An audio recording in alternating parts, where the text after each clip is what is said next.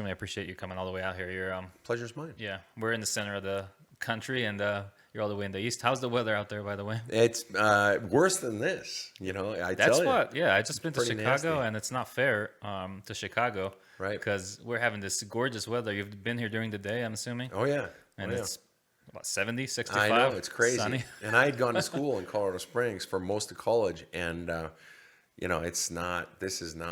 this is atypical, so It I'm is happy to be here atypical. now. Don't say it to my wife. She's Right. still in that Right. phase where she feels like we're gonna get a lot of that. Let her think it. Yeah, you know what I mean. But no, she's been here for a couple winters, so we know how it is. We're just enjoying it. We had a beautiful fall, which is not really a thing here.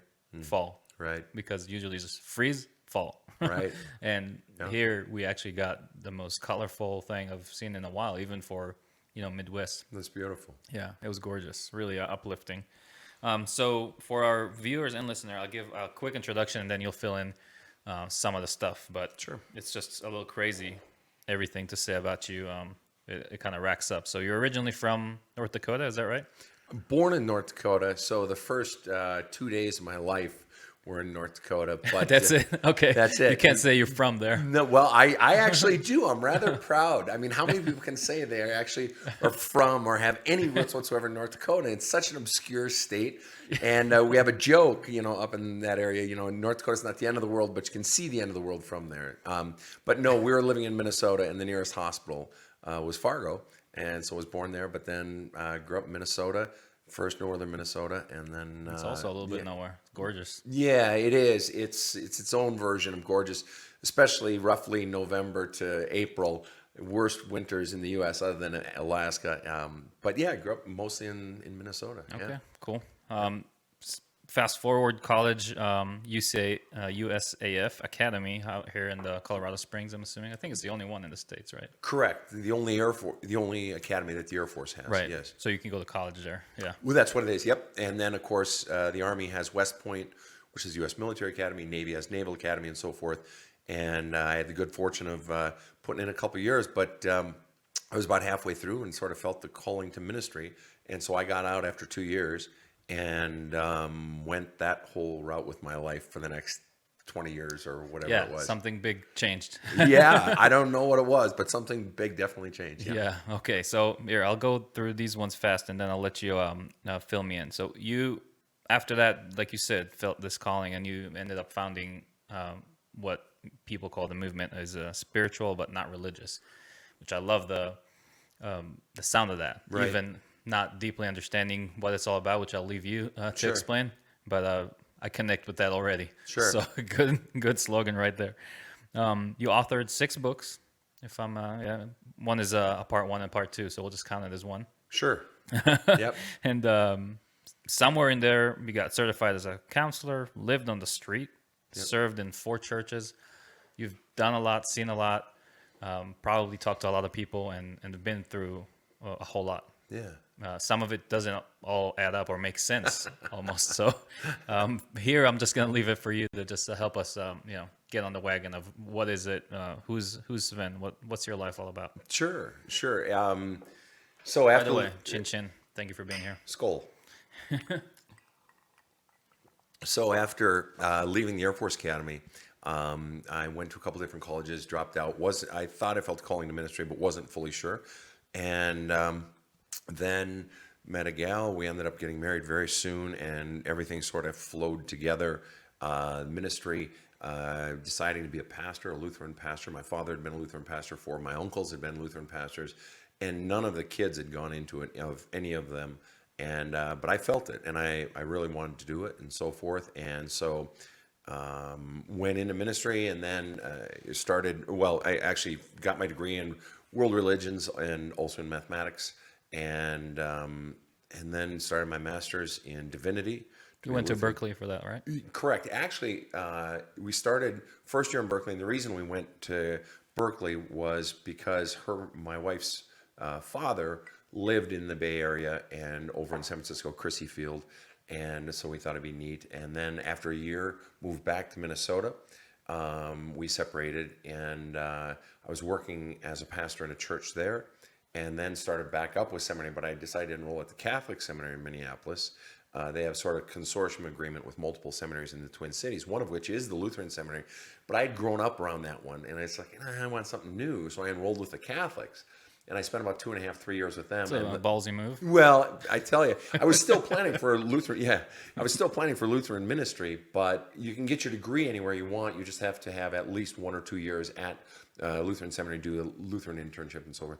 And those 2-3 years were, with the Catholic seminary were some of the best of my life. I really enjoyed it. Have profound respect for the Catholic Church and the men and the women of the vocations and so forth. And so that was a neat time. And then ended up, we finally divorced, and so those things were happening. And then I moved back to Berkeley for my final year of seminary, and then was interviewing with a few positions. Got kicked out of the church a few times, in part, in part because of, by that point, my first book had come out, Spiritual But Not Religious, and That's not exactly aligned with everything. well, no, and also it was that. Also, I was taking a pretty hard stand on gay rights as a straight man living in Berkeley, and it was about I was about 19, 10 years prior to that, when I had gotten my first job in a very gay area in Minnesota, and so I'd always had a lot of friends who were gay, and it was part of my Exposed ethos. to it, Yeah, and the ethos of my father and my mother being in ministry was, the strong have a responsibility for the weak.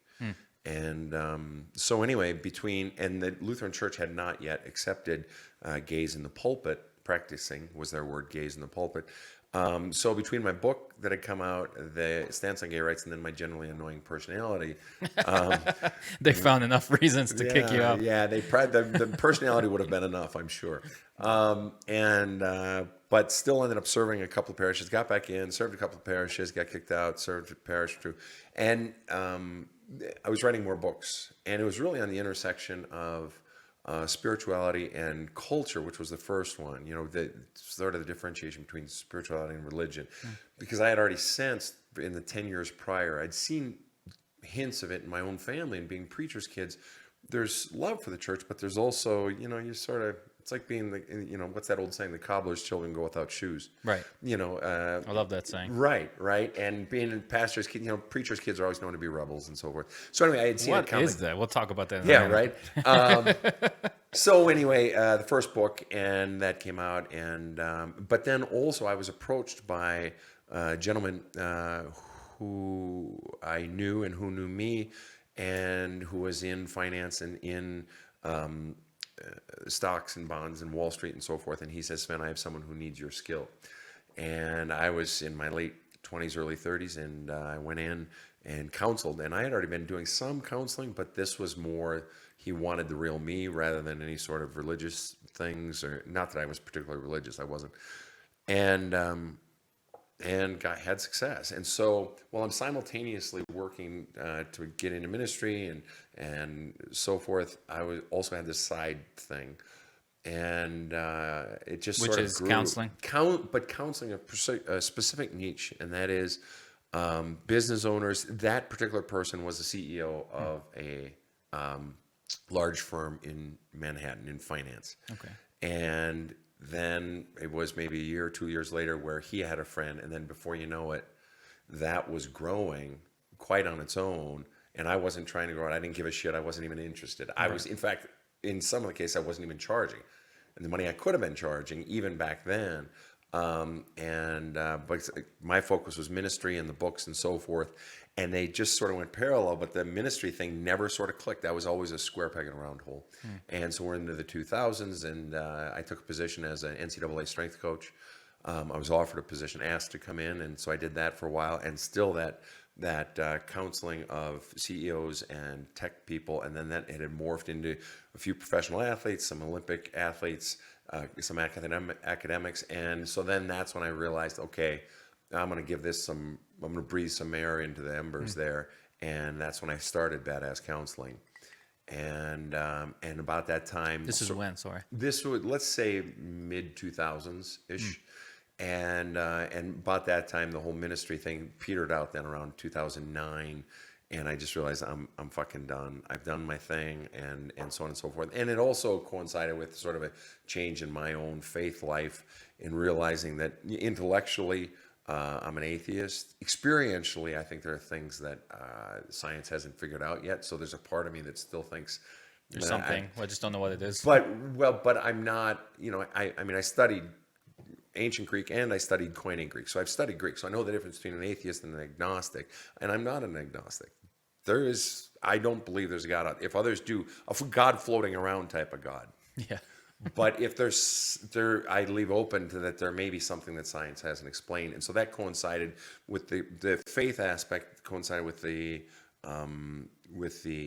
career aspect, and those sort of fell to the wayside. But yet, the ethos, the calling to serve, was bigger than just the military aspect for me. It came from my own parents. And my father walked away from a giant farm during World War II and the Depression and so forth, and the 50s. And he and three of his brothers became clergy when they had very successful farms and so forth. So this ethos of going where the need is the greatest and serving humanity, I've always enjoyed. It's been a part of your upbringing. Absolutely, and it's a part of. And so many people think, well, the poor that's where the need is the greatest. And so I spent 2.5 years working among the homeless, literally living with them, sleeping on the street every night for 2.5 years on concrete every single night. I gave up all of my life possessions.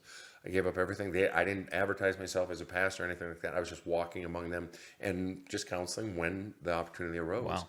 And it was great. Was this, where's that on the timeline? Pretty early on? No, that's like mid 2000s. Oh, wow. As well. Yeah. So all these things are sort of coalescing. Some things are falling apart and some things are rising up. And I walked away from the money and did that. And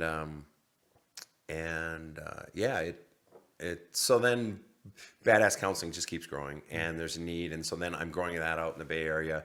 And then I met a woman who happened to be from New York City and moved to New York City, and it was a natural, and it's simpler to move my business because so many of my clients are not in the city where I am.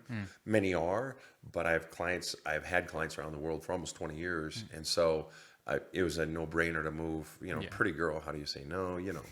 And I'm in the same trouble. Yeah. Right, and so that's what I did, and for the last 8 years, I've been in the New York City area, and then with COVID, that sort of changed everything as far as even expanding or making people's openness to doing sorts of counseling sorts of things online and so forth even greater. And so it's just expanded. And then TikTok in the last year and everything changed. What a crazy medium.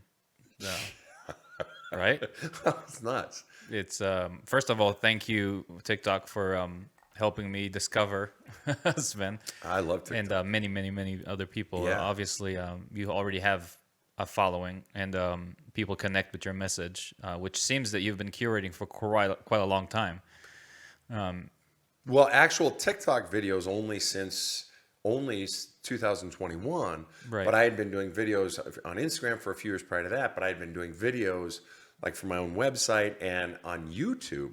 Right. Well, my point is that your message for decades has been curating over all these years, and what we're seeing on TikTok is the edge of a knife that's been, right. Well forged for a very long time. Well said. Yeah. Well said.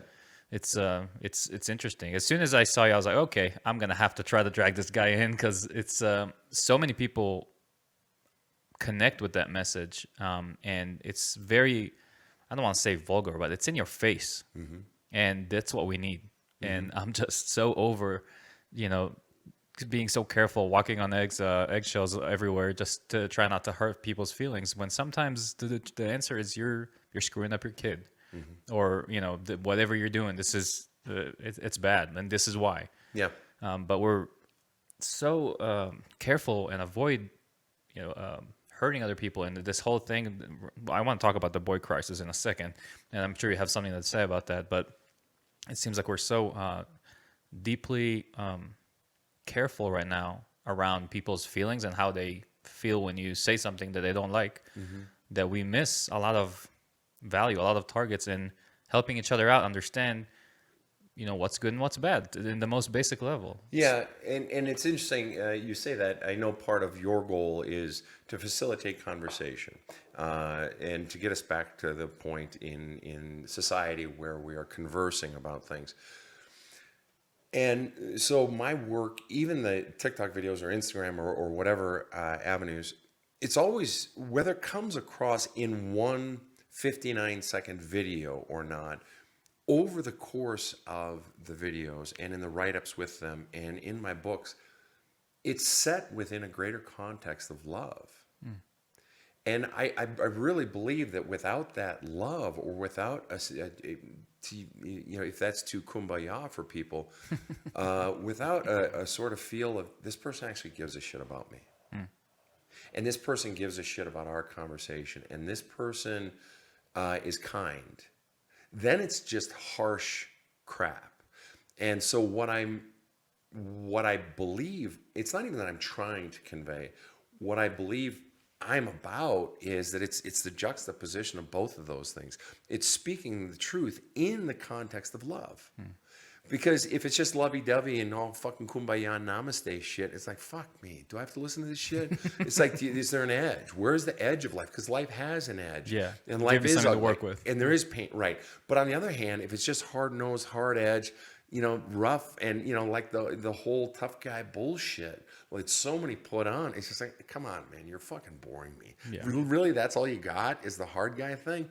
And whether it's a relationship of love, or you have children, or you have pets that you love, at some point you find that the love comes out of you. The softness, the tenderness. Well, why not manifest that in more of life? So when I'm aggressive or assertive in my TikToks, it's within a context of love, but then it's also with the purpose of furthering love. Because so often what I'm seeing, I mean, you brought up the idea of parents, and my kicking parents' ass a lot. And the reason I do that, going back to this, I brought up earlier, this notion that strong, I have a responsibility for the weak. The weak people in the power differential, in the power equation of the family, Right. are the kids. Sure. Why? Not just when they're young, but when they're young, what gets the impression that gets pressed into the wet cement of the child is the parent has all the power. Sure. And so that's why it's fascinating that a man can be 45 years old, full grown, 6'2" or something, and still be terrified of his father who's 5'11". Explain that. And that's just it. That's the power of child imprinting, right? And so when the child is growing up, whatever message they're receiving from the parent, it might as well be from God. Right. Sure. Right. I mean, it's the ultimate thing. It's the first thing you know. It's you open your eyes, as soon as you even discover your own consciousness, there's only one certain thing, and that's your parents. That's right. And so it's simultaneously the power of the parent, as well as the love for, the admiration for, the belief in.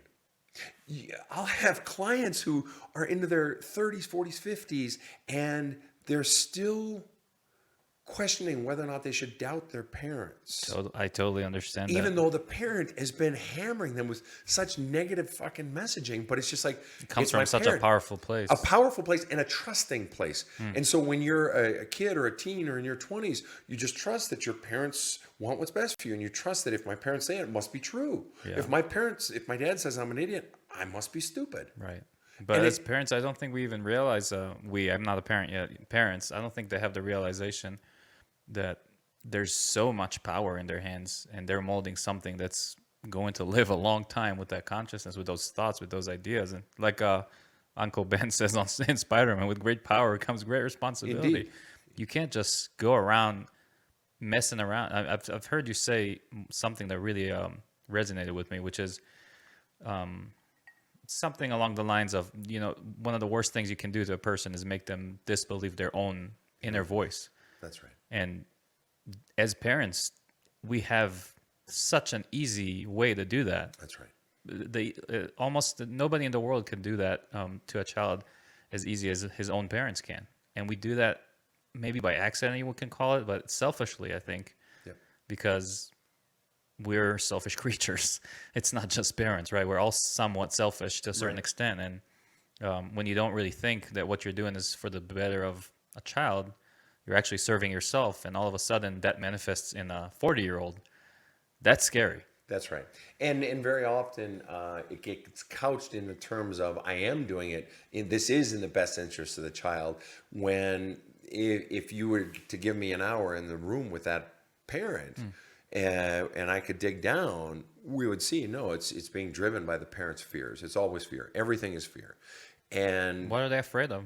well, any number of things that a parent will control a child in part because I'm fearful that if something happens to this child, anxiety will well up and it'll be up here in my throat, and so I have to keep this down. So it's fear of something happening to the child, but it's also fear of this child is a reflection of me. So now this is something we see, particularly as a child moves from 8 and 10 into 12 and 14. And so right precisely when the parent should be stepping back a little more out of the child's life and giving them their power back, they step in more. Why? The stakes are higher. And sure that the whole they can get hurt. In what sense? In the sense that you're my representation in the street, and now you're gonna make me look dumb? That's a big one. That's a big one. Don't fucking embarrass me. You exist to make me That's proud. horrible. But Oh, it is horrible. I know it's a because thing. fundamentally I'm using the child to get my emotional, interpersonal needs met that I can't fill my own love cup. I need the child to do things. In other words, the child exists to meet the parent's needs. That's an inversion of the equation. The parent exists to pour love into the child's love cup, not vice versa. And I see all sorts of permutations of that, not just the make me proud thing, such as, I wrote an article, it's on my website, it's called Emotional Incest. And that's and parent as best friend. And the travesty of that. And it's where the parent is fundamentally using the child as my buddy or as the person I share all my problems with. Oh my gosh, yeah. Exactly. An 8-year-old is just, wondering, hey, my pencil broke. Where do I get a new fucking pencil? And you're dumping on him about how your boyfriend left you or how your wife is a bitch or how your finances this or that. So that's one more aspect. So back to this notion of control, though. Parents will control children to get their own needs met beyond even selfishness. It's getting some deep-seated need met that didn't get met back in their own childhood, and so I have to use you, the child, to do that. And it's always, or very often, couched in the phrase of, it's for your own good. I'm doing this for your good. I'm guiding you. No, you're not. You're using the child. And of course, but what's also interesting is we exist in a scary thought. Well, it's a horrifying thought. Especially because it's hard to fix. Well, and exactly. And the crime that's committed is what you brought up earlier. This notion that you're teaching the fundamental message that you're teaching the child is don't trust your own voice. You're not teaching your child to listen to their own intuition. Listen to my voice. Don't trust your voice. Listen to my voice. Okay? Your voice can't be trusted. Don't trust how you feel. Listen to what I tell you. So that may feel all cozy for the parent, but when that child gets to be 24 years old or 36 years old, and they can't decide what they want to do. Why? Because they've been taught not to listen to what they want or what they feel. Big surprise. And so the parent is all too happy to continue to exercise control. All too happy to continue to tell you what to do. Makes the parent feel good because now I not only get to live one life, I get to live 2 lives. I get to live your life too. Well, there's also purpose in case they lost their own and they're retired and they have nothing to do. Purpose remains. Well, and that's exactly right. And this is another one, and I've done some TikToks on this, that parents, one of the most crippling things in all of parenting, whether when young or in the middle ages or even in later age of the kid or adult kid, is when the parent is using the child to get one particular need met. What's that? Well, one of the questions I'll ask clients who are parents, I'll ask them, what percentage do you want to be respected by your child, and what percentage do you want to be liked by your child? That's a good question. And they'll say, well, 100% both. No. In total, it has to add up to 100%. Yeah, come up with a good Right. Come up with an original answers. And this is based on a question I used to ask coaches that I worked with when I was an NCAA strength coach, because I used to counsel a lot of the coaches, and I would ask them this. What percentage, same question, but vis-a-vis their players, what percentage do you want to be respected by your players? What percentage do you want to be liked by your players? And they would say, 60% respected, 40% liked, or 40%, or 50-50, whatever. What's the right answer? Well, let me tell you this. The right answer, let's wait on that. What was fascinating, every single coach to a T, every single coach that I asked that, the percentage that they wanted to be respected was the same percentage, almost exactly, with some variation, as their winning percentage. Wow. The percentage that they wanted insane. to be liked roughly equated to their number of losses. Or their percent number of losses. And so what's the correlation? What this means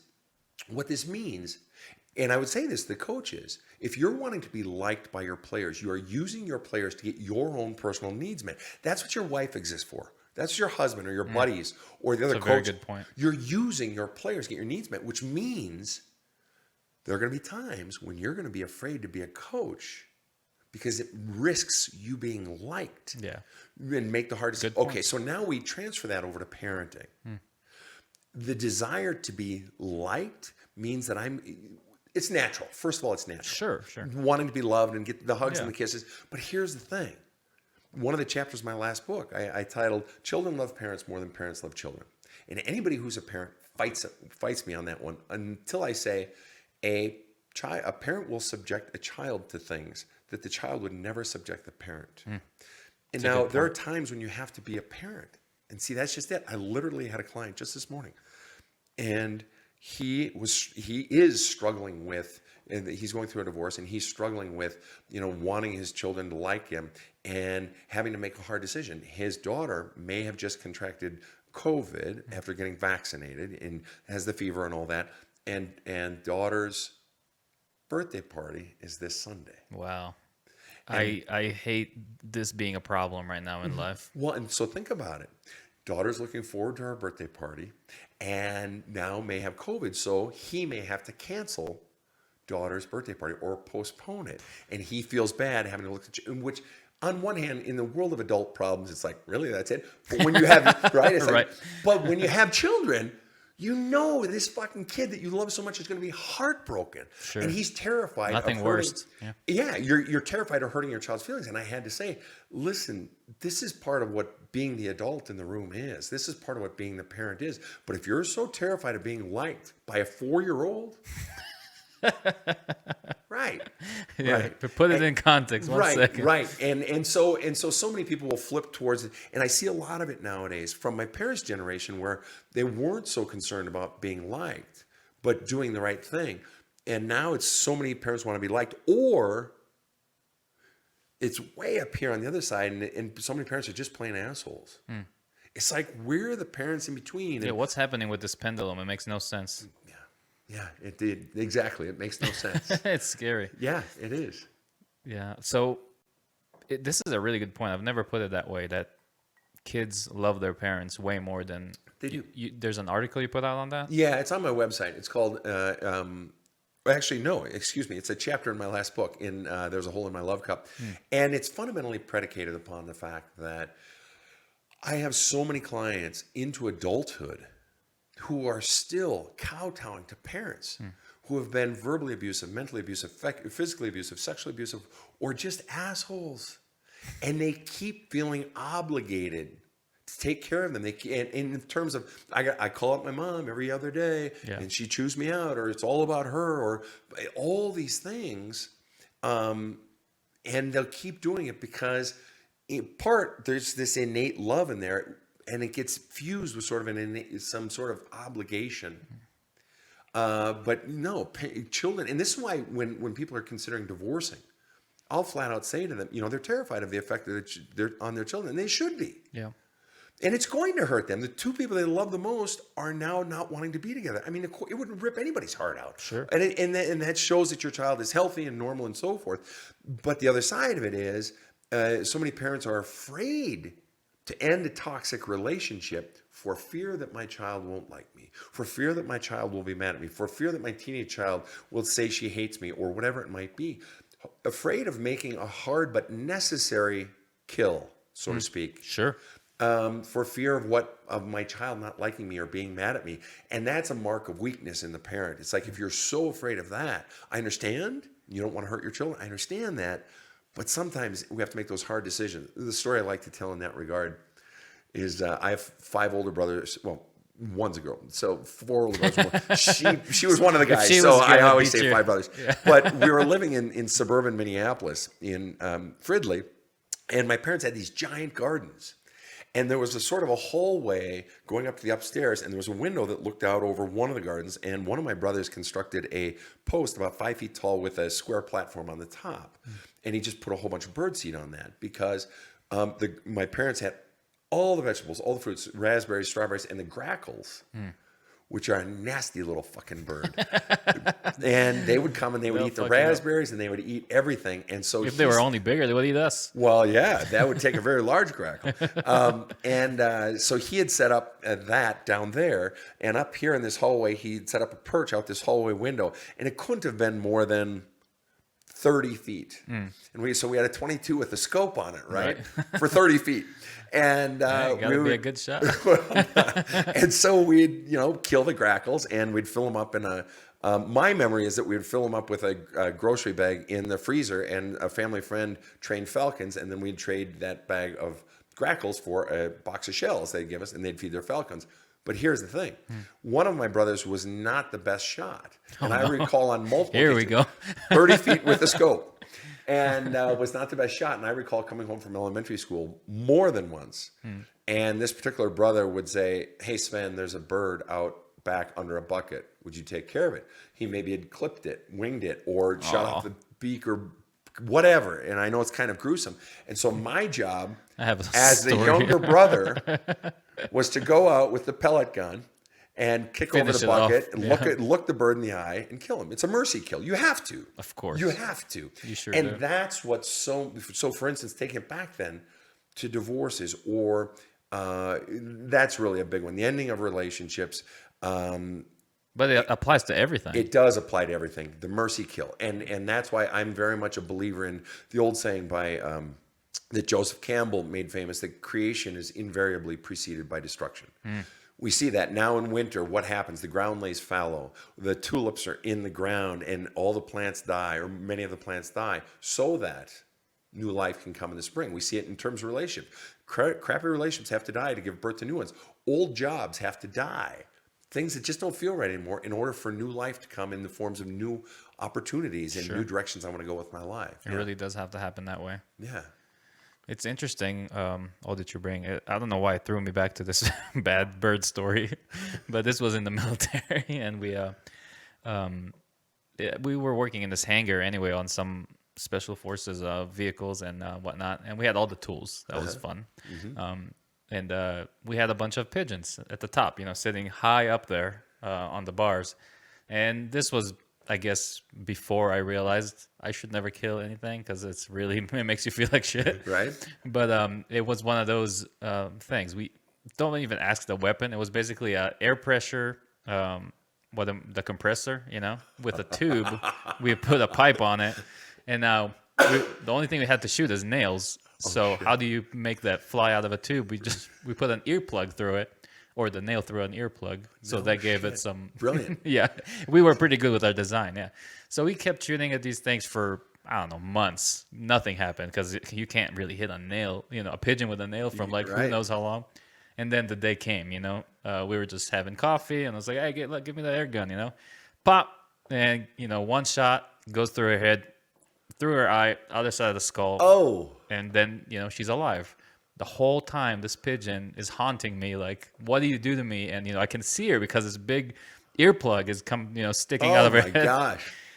I cannot tell you how bad I felt, but I feel for your brother, because he probably felt the same way. That's it. Finally, it flew down and let us take it out. So she was blind, but she lived a happy, long life after that. Oh, wait. So when you say she let us take her out, you don't mean club her over the head with a bat and put her to death? No, she let us take the nail out of her head.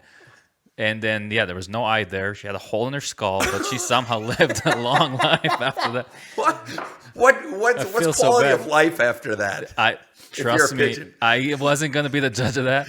I just felt so bad. And, I don't know what would be better, but a lesson learned. So since then, I've been only killing people, no animals. Very good. That's all right. Everyone's got to have a hobby. Yeah. It was a really, now I go by the Buddha way, just don't kill anything if you can. That's right.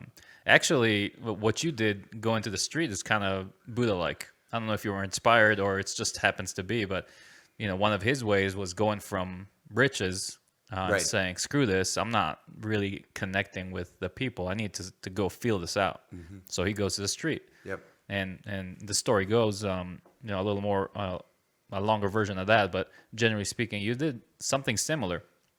Not to compare you uncomfortably to a Buddha. That's not what I mean to do. Right. But I think there's a lot of value in that. Yeah. How would you sum up your experiences of learning from the streets, if you will? Well, there was a lot to learn, and especially when you're there, you're on the street. I mean, literally, no exaggeration, sleeping on concrete every single night. And I had gotten a sleeping bag, so I had that, and then I hid that every day, so I didn't have to carry it around. And so many people think that it's all just drug addicts on the street, and it's not. All right, is there drug addiction on the street? Yes. Is there mental illness on the street? Yeah. And then there are people that aren't either.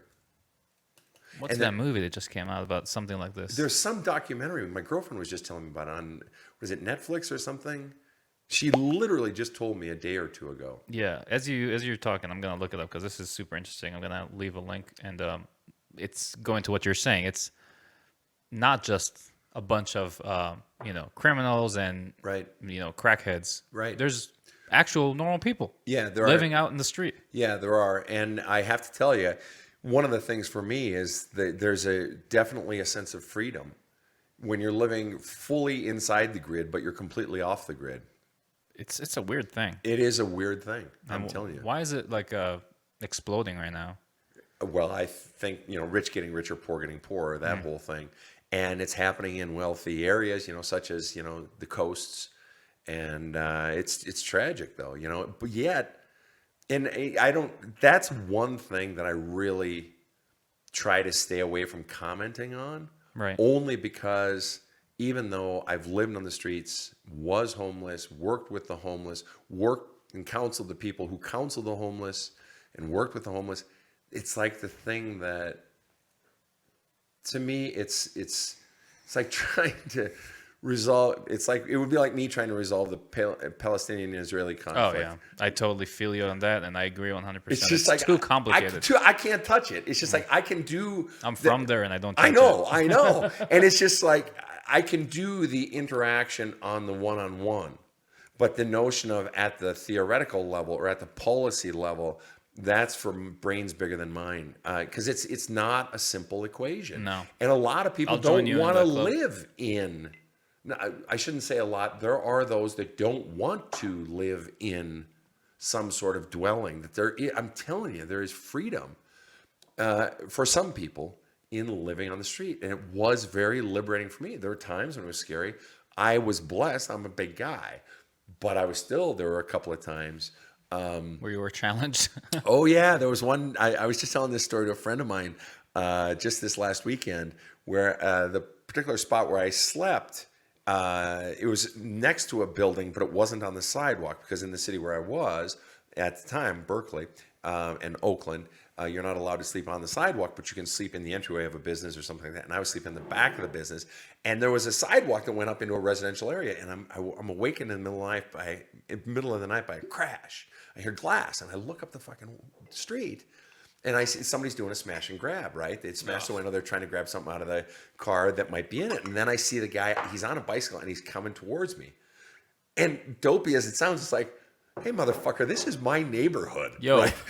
Even though probably everyone in the neighborhood wants me out of their neighborhood. Anyway, so he's coming down on his fucking bike. He doesn't see me. And I stand up, and I fucking lay my forearm right Boom. into his upper chest, and then it slid up his throat. He goes ass over tea kettle. His bike goes off that way. You didn't like that, I'm sure. No, and he gets up, and he's got a backpack on, and he's swinging his backpack at me. And I'm like, either he's got some giant fucking history book in there, or there's something in there.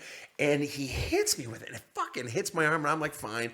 I used to play football, so it's like, fine, it hurt, but it's like, whatever. But in sort of the follow-through, something goes flying out of the backpack and hits the street and goes, ksh.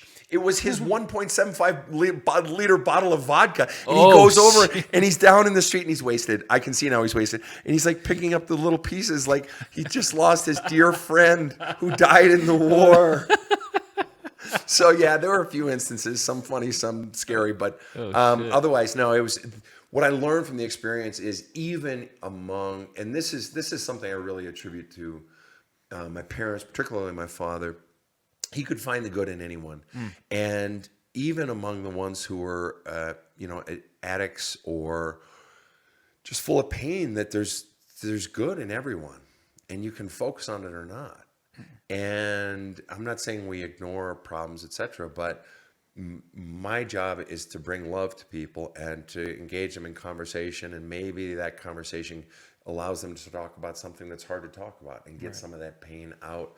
And so I guess what I experience on the street is what you experience anywhere else, and sometimes in more passionate ways. And what I experienced was the beauty of humanity. I want to tell you one teeny little story. Do please. When I first got on the street, I didn't know all the rules, and Oh I yeah, had to there's sleep. the street code. Well, there are, and then there's city code again. Don't sleep on the sidewalk. Yeah, okay. There are a And few, so there few was rulers to abide by. exactly, and so in the particular area where I was just a couple blocks from UC Berkeley, and there was a street, two-way street, and then there was a little stretch of grass, and then there was the sidewalk. And I'm asleep one night, and in that area, you're roughly safe because the students are generally college students are, they're not assholes. I mean, to homeless, if they have some measure of compassion, whatever, Sure. with exceptions, of course. But I was laying there one night, and it had to have been like 2 a.m, and it's quiet, and I'm sleeping, and I'm awakened by somebody clearly a block away, singing loudly, and and you hear a few other voices, and I was able to determine, so they're up the street from me a bit, that it's 2 guys and a female, and they're singing loudly and they're talking loudly, and they're obviously coming home from the bar, right? And then I hear out of 2 sides that one guy and the woman were in the street still, and one guy was up on the sidewalk. Okay. Okay. And I'm still just laying low in my sleeping bag. I don't detect danger because they're so drunk and whatever. And I'd sort of eyed them from a distance. They didn't look big, so it's just like, I just ride it out. And I'm laying there, and I'm sort of turned away from the sidewalk, whatever. And the loud one was on the sidewalk, singing and all this. And he gets within like a foot of me. No, let's say a few feet of me, and he stops singing. Oh, so And- he's thinking about something. Well, I have an idea. Let's fuck with the homeless person. hold on. And the guy and the female are just chitty chatting, so they're in their own thing, and they may have been a little further back or a little further up, but out of earshot of him. He stops singing. He's still walking, and under his breath, not able to see my face because I'm turned away from the sidewalk. Under his breath, very quietly, he said, "God bless you, my friend. Wow. God bless you," and kept walking. Nobody heard him say that. He didn't even know I would hear him say that. So in Took other me by words, surprise. what's that? Took me by surprise. I was expecting some Exactly. kick the homeless person. Exactly. And so it's a testament to, I heard a person's personal prayer with God directed towards me. This kid was drunk, off his ass, singing and screaming and all that shit, and he quiets his soul for 5 seconds. I didn't do anything. I was just, I was just laying there. And he offers a prayer to God on my behalf. And it's just like, wow, a college kid. Just like that. Humbling. is. So there's decency in humanity. I mean, you were expecting an oh shit sort of story. That's the sad thing that I am. Well, and that's okay. And we all would in that situation. So the beauty of humanity, that there's good everywhere, but also, now the flip side of that is there's pain everywhere. So many people said, well, Sven, you were working with Wall Street types, and then you're working on the street, and then you're back to working with Wall Street types and academics and athletes and so forth. How do you justify doing that? And how do you justify charging the rate that you charge and so forth? When they have it so easy, they have so much money, it's like, you don't get it. There's so much pain.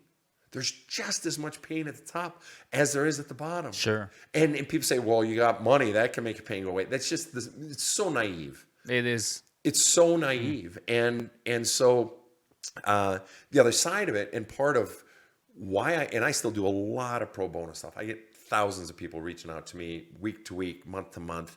That's and awesome. and my girlfriend's always teasing me. She's like, Sven, you do more free work than you do paid work. You're working 24/7 and so forth. And I enjoy it, and I feel obligated in a good way, not like, but there's pain at the top.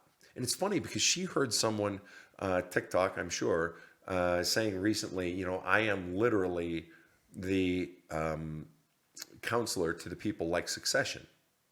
Trumps, and not specifically the Trumps, but the wealthy of the wealthy, or Sumner Redstone family, or the Murdoch family, and those are the type of people I service as well. And this guy said flat out, they are as depraved as you see on Succession. They are as empty. They are as pain-filled at the top. And it's a good representation. I like that show. I love that show. Okay, and so here's the thing, though. If we don't heal them, the fallout from them having an empty soul is profound. Sure. You change that life, though, and the downward flow. That's how it works. Yeah, I mean, in the military, we always used to say shit rolls downhill. Yeah, they got a bigger stick. You want to take 5? Can get good bourbon, too. It looks like good bourbon. I don't think I've ever had that one. Yeah, it's Japanese, and so what happened is I went to this rooftop bar or whatnot with some friends, and I just saw it up there, and of course, Japanese letters look so cool. I was like, give me that thing, with the Japanese letters. And I was like, damn, that's good. It is good. And then I see the bill, $25 a shot. Oh! I was like, hey, yo, what happened there? So I look it up. I mean, the whole bottle is not even, 2-3 shots, you got it. So I was like, okay, I'll get the bottle. Well done, well done. Yeah. Don't buy shots at the rooftop bar. Got it. Note to self. Yeah. But yeah, I enjoy it a lot. It's good. So we left off in the streets, and this beautiful person that, even defied our expectations, and instead of being a jerk, like your story was building up to be, at least in my expectations, which maybe represents some people, comes out and says, a little, what you would call a prayer for you. Yeah. That's amazing. Yeah, it is. And it's also inspiring, and it really warms up my optimist side, which is the majority of my side, so sorry. I don't believe that. I'm mostly an optimist. I believe you are an optimist. Yeah. You wouldn't be doing this, and creating all of this if you weren't. Yeah. And I want to talk about optimism and pessimism in a second, but that's awesome, because I really believe that most people in their core are good. I believe that too. And I think that sometimes we act out in front of other people because we want to impress them, or because we think that's a cool thing to do, or because we want our, it all kind of stems back to getting a need met. Sure, and we want to get approved by our tribe, right? Yeah. Like if we go all the way back to tribalism, like we want the tribe to say, here's your approval certificate. We think that what you're doing is good, and or if not, we'll let you know. We'll beat you over the head with a club and say, go, also participate in hitting Charlie, because this is what we're doing right now. Right. And then if you don't do it, even though if it's against your inner voice, then you don't get accepted into the club or the tribe or whatever it is now. So combating that's a big deal. I really wish that we could do more to support, induce, and empower listening to that inner voice, and I think we would be doing a little better if we weren't such a mob. It seems like everywhere right now it's a mob. It is to both sides. To all sides. Yes. There's no two sides, even though two are usually the major ones representing the majority of a pie. Yeah. We just fucking suck, man. We always join these mobs and say, okay, it kind of does the job for me. I'll just join this mob and say whatever they say, and everybody else against us, I'm gonna kill in one way or another. It could be verbal or be violent against them. Right. We need someone to demonize. Sure. Yeah. Common enemy. Yeah.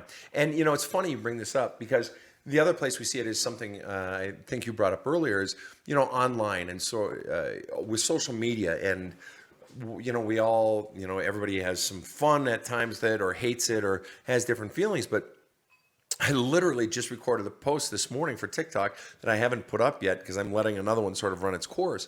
And it's about how, and you've probably experienced this yourself, but the more followers you get, whether it's on Instagram or TikTok or Reddit or whatever it is, and the more people that get exposed to your stuff, the more shit you're going to eat.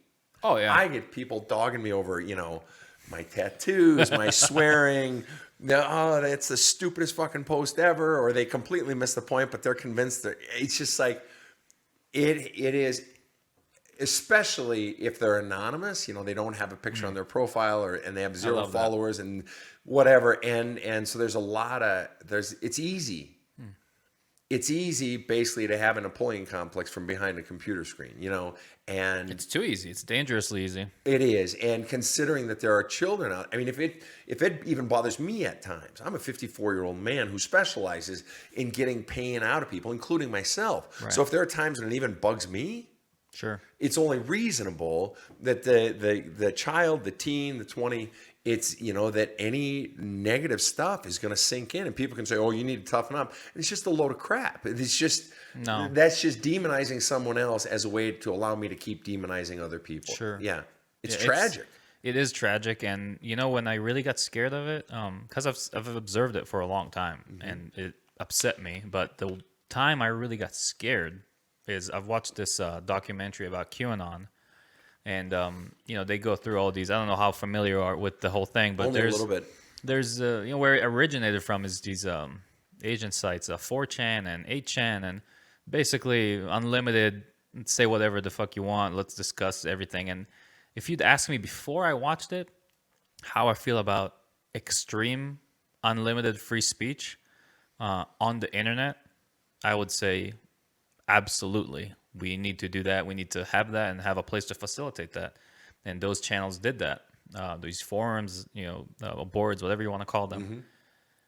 After watching it, I started rethinking that thought because such extreme anonymous, these boards are all anonymous. Right. By definition. Right. You can't be non-anonymous. Sure, of course. That's why anonymous. Makes sense. Yeah. But forget about QAnon for a second.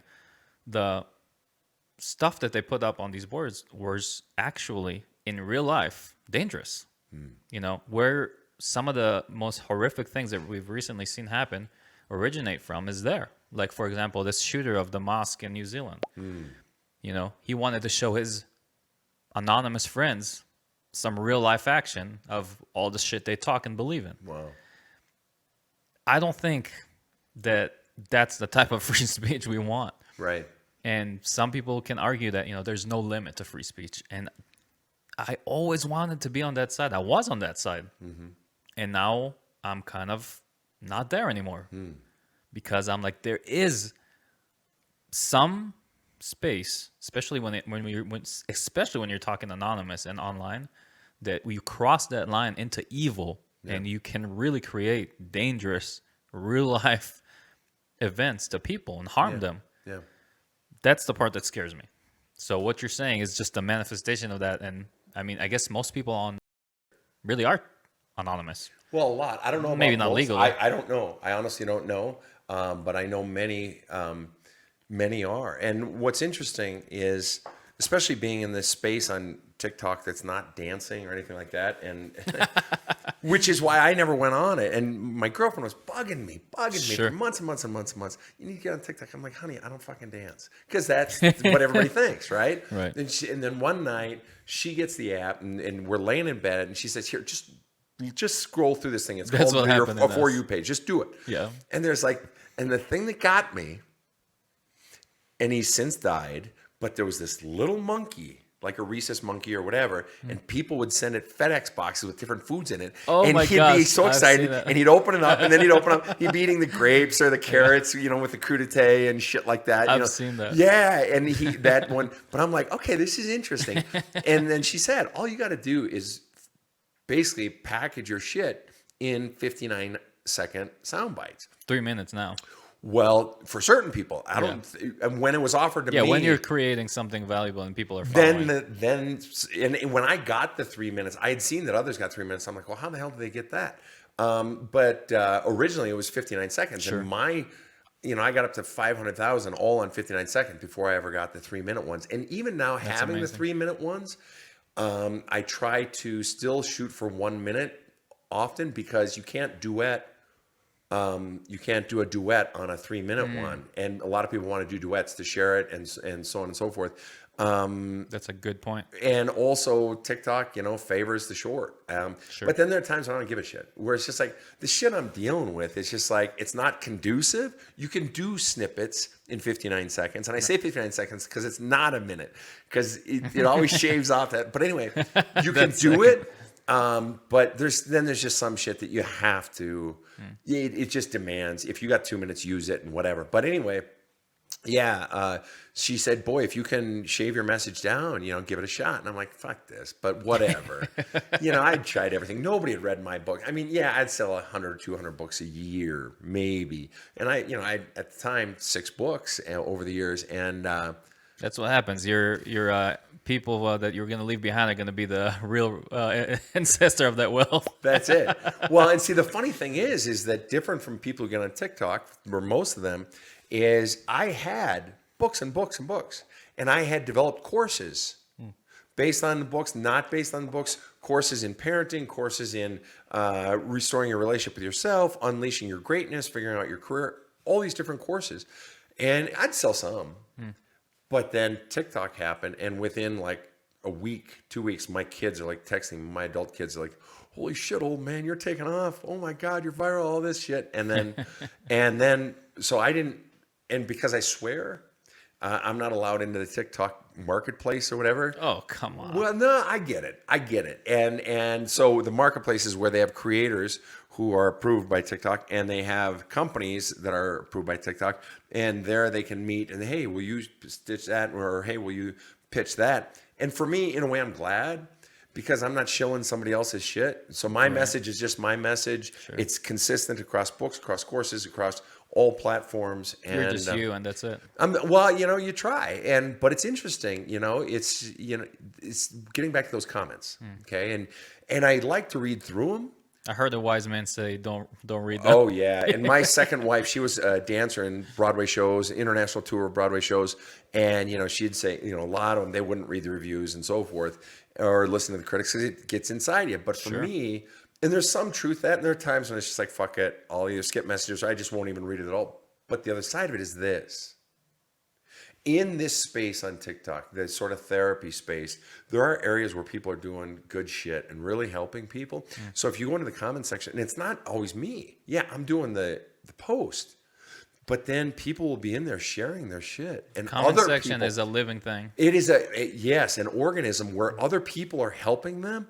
And it's so fucking beautiful, man. And there are dickheads on every thread. Everywhere, yeah. But there are a lot of people helping others. Back when I was a bartender, I was serving a church I waited tables and bartended through college and seminary, but I was serving a church in Ohio, and I was also tending bar at a high-end restaurant. And I remember one of my bosses say, and I'd never heard it for all the years I'd been in the service industry, said, Sven, the real goal isn't to get your patrons talking to you. It's get your patrons talking to each other. Love it. Then you're creating community. And it's the same way on TikTok in the therapy space, that a lot of people are really helping other people out. But I go in there to also encourage people, or to say, I'm sorry, you're going through that, or to offer them an insight, or, offer them, there's a men's group you can go to, or, whatever. But yeah, man, you wade into that shit, and some of them are more controversial. I got one going right now about, the dumbest thing that parents say to their 20-year-old kid. And man, the vitriol in that fucking comment. I can't imagine. Yeah, it's crazy. But it's necessary. It is. And it takes a resilient persona to go in there, because that's the death zone. You know? And you need to be willing to accept humanity in its ugliest. Yeah. Because I guess that anonymity we were talking about allows that. People just show their ugliest side. There's no consequences. That's right. So you as a creator have to be able to eat that shit, chew it around, kind of figure out what the fuck this is, and make something good out of it, and forgive. Yeah. Well, and stay compassionate. That's it. Well, and that's just it. It's easy, because the last thing I need in the work that I'm doing is to become, jaded or angry or bitter, because I'm trying to be a source of compassion. Even though I'm kicking ass on people, a lot of times I'm doing it because I'm trying to get them to a greater state of love for themselves, greater state of love for their children, and so forth. So it's sort of a compassion ass kicking, but it becomes easy to become bitter if you get swept up in that. But here's my one saving grace. Let's hear it. And a lot of these, I know it for a fact that a lot of these people that comment negatively and just troll and shit like that, the haters, I know they're not aware of it, because sometimes I'll even say it to them and they'll be like, fuck you talking about? Or they'll just keep adding more comments. I'll comment back to them and they'll add 2 more comments, and I'll comment, they'll add 4 more comments. And then at some point I'll say to them, surely you understand the irony of this conversation. And they're like, what are you talking about? And I'll say, well, you're leaving all these comments attempting to disparage this message that you disagree with, or this person that you think is a charlatan or whatever. And yet, per the TikTok algorithm, every comment you leave only ensures that this post is going to be seen by even more people. So your 9 comments that you've left, thank you. I want to thank you. And by the way, what more did you want to say? Yeah, keep going. Please. Right. So every one of those haters, I'm always remembering myself. My girlfriend teased me now and then. She said, she'll say something like, how are our numbers doing? You need more haters, Sven. You got to say something more controversial. Stir it up. It's very, very true, and I like your take on it. Again, it takes a personality. You have to be able to take it. But if you're coming to it from such an experienced level of being empathetic towards humanity, right? Not a person, just all of us. Yeah, we're so flawed. We are, and being able to see through that and forgive people for the shit they're saying that's so hurtful and toxic. Right on the spot, and say, this person is going through some shit. They're hurting. They don't like what I'm saying for whatever reason. And not that we're, gods, everybody makes mistakes and you can disagree with me. That's the whole point. Yeah. We want to have a discourse, but the people that just take it to this bad level, I mean, if you're a creator, just spend some time forgiving these people. Just be empathetic, be, hopeful that we can make an impact. Because that's the type that if you respond back that way, you're only making it worse. Yeah, right. You're That's just inflaming them, pouring gasoline on the fire. Sure. That's right. And it's your responsibility that if you have the capacity to hold that in you and be able to survive that type of heat and not everybody, but if you're out there and you can, absolutely, remember that it's your responsibility to respond to these people in a way that's going to build them too. Yeah. Because sometimes it's fun to just be sarcastic and joke around and poke at people. Yeah. But some people are out there really suffering. Yeah. Yeah, and it's interesting you say that. And, there are those times when I'll punch back. And it's not very often. I try to stay disengaged and just scroll past those ones. Oh, right. Hater, scroll. Oh, hater, scroll. And just let it go. But the other side of it is I also, to some degree, feel responsible to tune in to see what thread is being discussed. If it's just hating on some group. Sure. If I've made a comment, for instance, in one of my TikToks, I made a comment about trans people and non-binary and so forth. And then that started the whole thread where people were hating on that. And I jumped into that. It's like, this is not cool, and this is just, I don't allow this shit, not on my fucking thread. Sure. And they kept going, and I just erased that whole comment, that whole section of comment threads. It's just like, there's nothing served by that, and I don't want that. The opposite, it's creating worse. Yeah, it's just hate mongering, and I don't need that shit around me. Yeah. No, I hear you, man. It's loud and clear. Let me ask you about, you've wrote a lot of books, so I can't ask you about all of them. No. But ask you some. Some have been titled quite controversial titles, such as "I Steal Wives." Yeah, let's hear about that. Well, the simple fact of the matter is that everyone has. Forgive me for using this religious term, but everybody has sin. We all have that thing. That even Mother Teresa, when they read her notes, when the Vatican released her personal journals in the late 2000s. She revealed that she had a struggle with doubt for 20 years, whatever it was, and feelings of inadequacy and self-loathing, I think, was a piece of it as well. We all have different forms of sin, and my sin was not booze or drugs or overworking or gambling, or certainly wasn't overworking. But it was adultery, and not. I have had 2 wives in my life, and I've been in a long-term relationship most recently. I cheated on one of my wives, but not the other. Both my wives cheated on me. And then I had by the time I get to my 40s and I'm working on that book, early to mid 40s, I think. No, early 40s actually.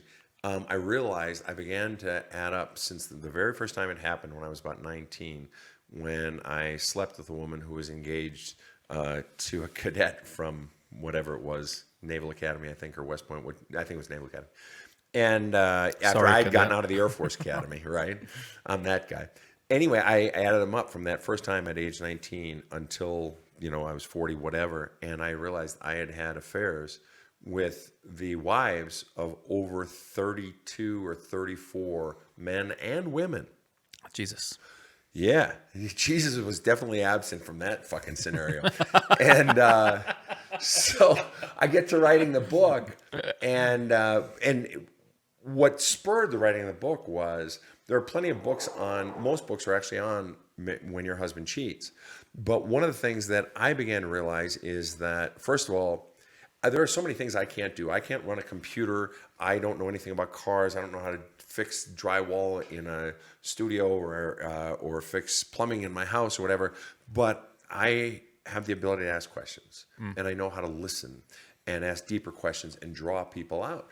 And so over the course of those 30, 35, whatever it was, affairs, they would tell me things that they never told anyone in their life. So I was can part totally therapist. see how this works. Right. And People just want to be listened to. they want to be heard, but then you also have an in that allows me to ask unusual questions and so forth. And I began to see patterns. And what I began to see and believe is that female infidelity, and mind you, this was 14 years ago, 12 years ago when I started writing this, female infidelity is both under-researched and under-reported. And so whatever statistics you see on male infidelity and men are cheaters and so forth, I grew to believe very strongly that it is as much or more among females. And what that 2-volume book was about was the patterns that I saw in their thinking, in their actions, in their longings, in their marriages and so forth. And so I Steal Wives, the funny part about that book, even though it really never started to sell, that one really didn't start to sell until I got on TikTok. And a lot of the TikToks, or some of the TikToks I've done, are on infidelity. And I have a unique perspective, not only counseling for 30 years, but the insider. I've been cheated on twice by 2 wives, not to mention other girlfriends, and I've been the co-cheater. So I've seen it from all aspects. So this isn't book shit. Right. This is something I turned into a book based on decades of counseling as well as personal experience. And that one really started to take off as well. Not as much as my last book, but that book, back when I wrote it, that's the one that got me on the map as in terms of being a writer. I'd already written several books, but that was the one that I landed, top literary agency in the country, Trident Media Group, and so I've had them as my agent, and that was tremendously validating for me. To not just have an agent, but to have the top, and as a writer and as a thinker. Right. And not that I'm Mr. Intellectual. I don't think of myself as that type of thinker. But it's good to have some approval saying, okay, you're on something. We think it's important. That's it. And we like how you convey it and so forth. Right. And Be a storyteller. as well as what you got to have some good meat in there. So anyway, that's what that book was. And I had a lot of fun making that book. Actually, I had a lot of fun doing the research for that book. Funny. Yeah. I want to learn more about it. It's Right. Just the name of it kind of makes me, I don't know why, it makes me think about the 20s, about this common household, where the wife is just disregarded as, a pretty thing, a part of the house, does what a wife does, right? And it all kind of, of course, it starts thousands of years before that, but there's something about that way that we've dealt with relationships. They call it the patriarchy, right? Mm-hmm. It's deeper than just that, but it caused, like you said, an opening to something. It's basically a deficiency in something so needed amongst females, right? We're so fucking shallow, males, and we're not. Maybe that's also a stereotype, fallacy, fallacy. But they're, I guess, more haven't been so much as subjected to hiding, their emotional needs, that you don't give it and you don't give it and you don't fill that love cup, like you call it. And guess the fuck what? Yeah. Somebody's gonna have to. Yeah. Hey, we're not gonna live our entire lives without it. That's right. That's right. And it's not justified. I don't ever justify cheating. I've only heard one very obscure case where someone was talking about how the only way she could get out of a physically abusive marriage, she couldn't divorce him. He wouldn't let her, and he wouldn't divorce her, and he had all the power over her. And the only way she could get out was to cheat on him. And so it's like, assuming that was real, it wasn't a client of mine. Assuming that's real, okay, I can actually see that. But otherwise, that's a black swan event. Exactly. But I want to pick up on something totally different direction, on something you just said, on this notion that sort of this belief that men are emotionally unavailable or incapable of expressing feelings and so forth. And that may not have been the point you're making. So I might have misunderstood. No, you got me right. I feel like we've been trained, call it whatever you want, over society and time, to not be engaged with our emotions. Right. I'm a victim. I don't want to use the word victim. I fucking hate it. There's nothing wrong with that word, though. I mean, if it fits, there's nothing wrong with that word. Right. But I see your point. Yeah, I'm also have been suffering from the same issue where, growing up in a military country, call it, serving and going through all these experiences, and then having to shut down, not talk about it, caused me severe PTSD. But the point is that all of us, Yeah. Males in Western society, just have been, all societies, Yeah.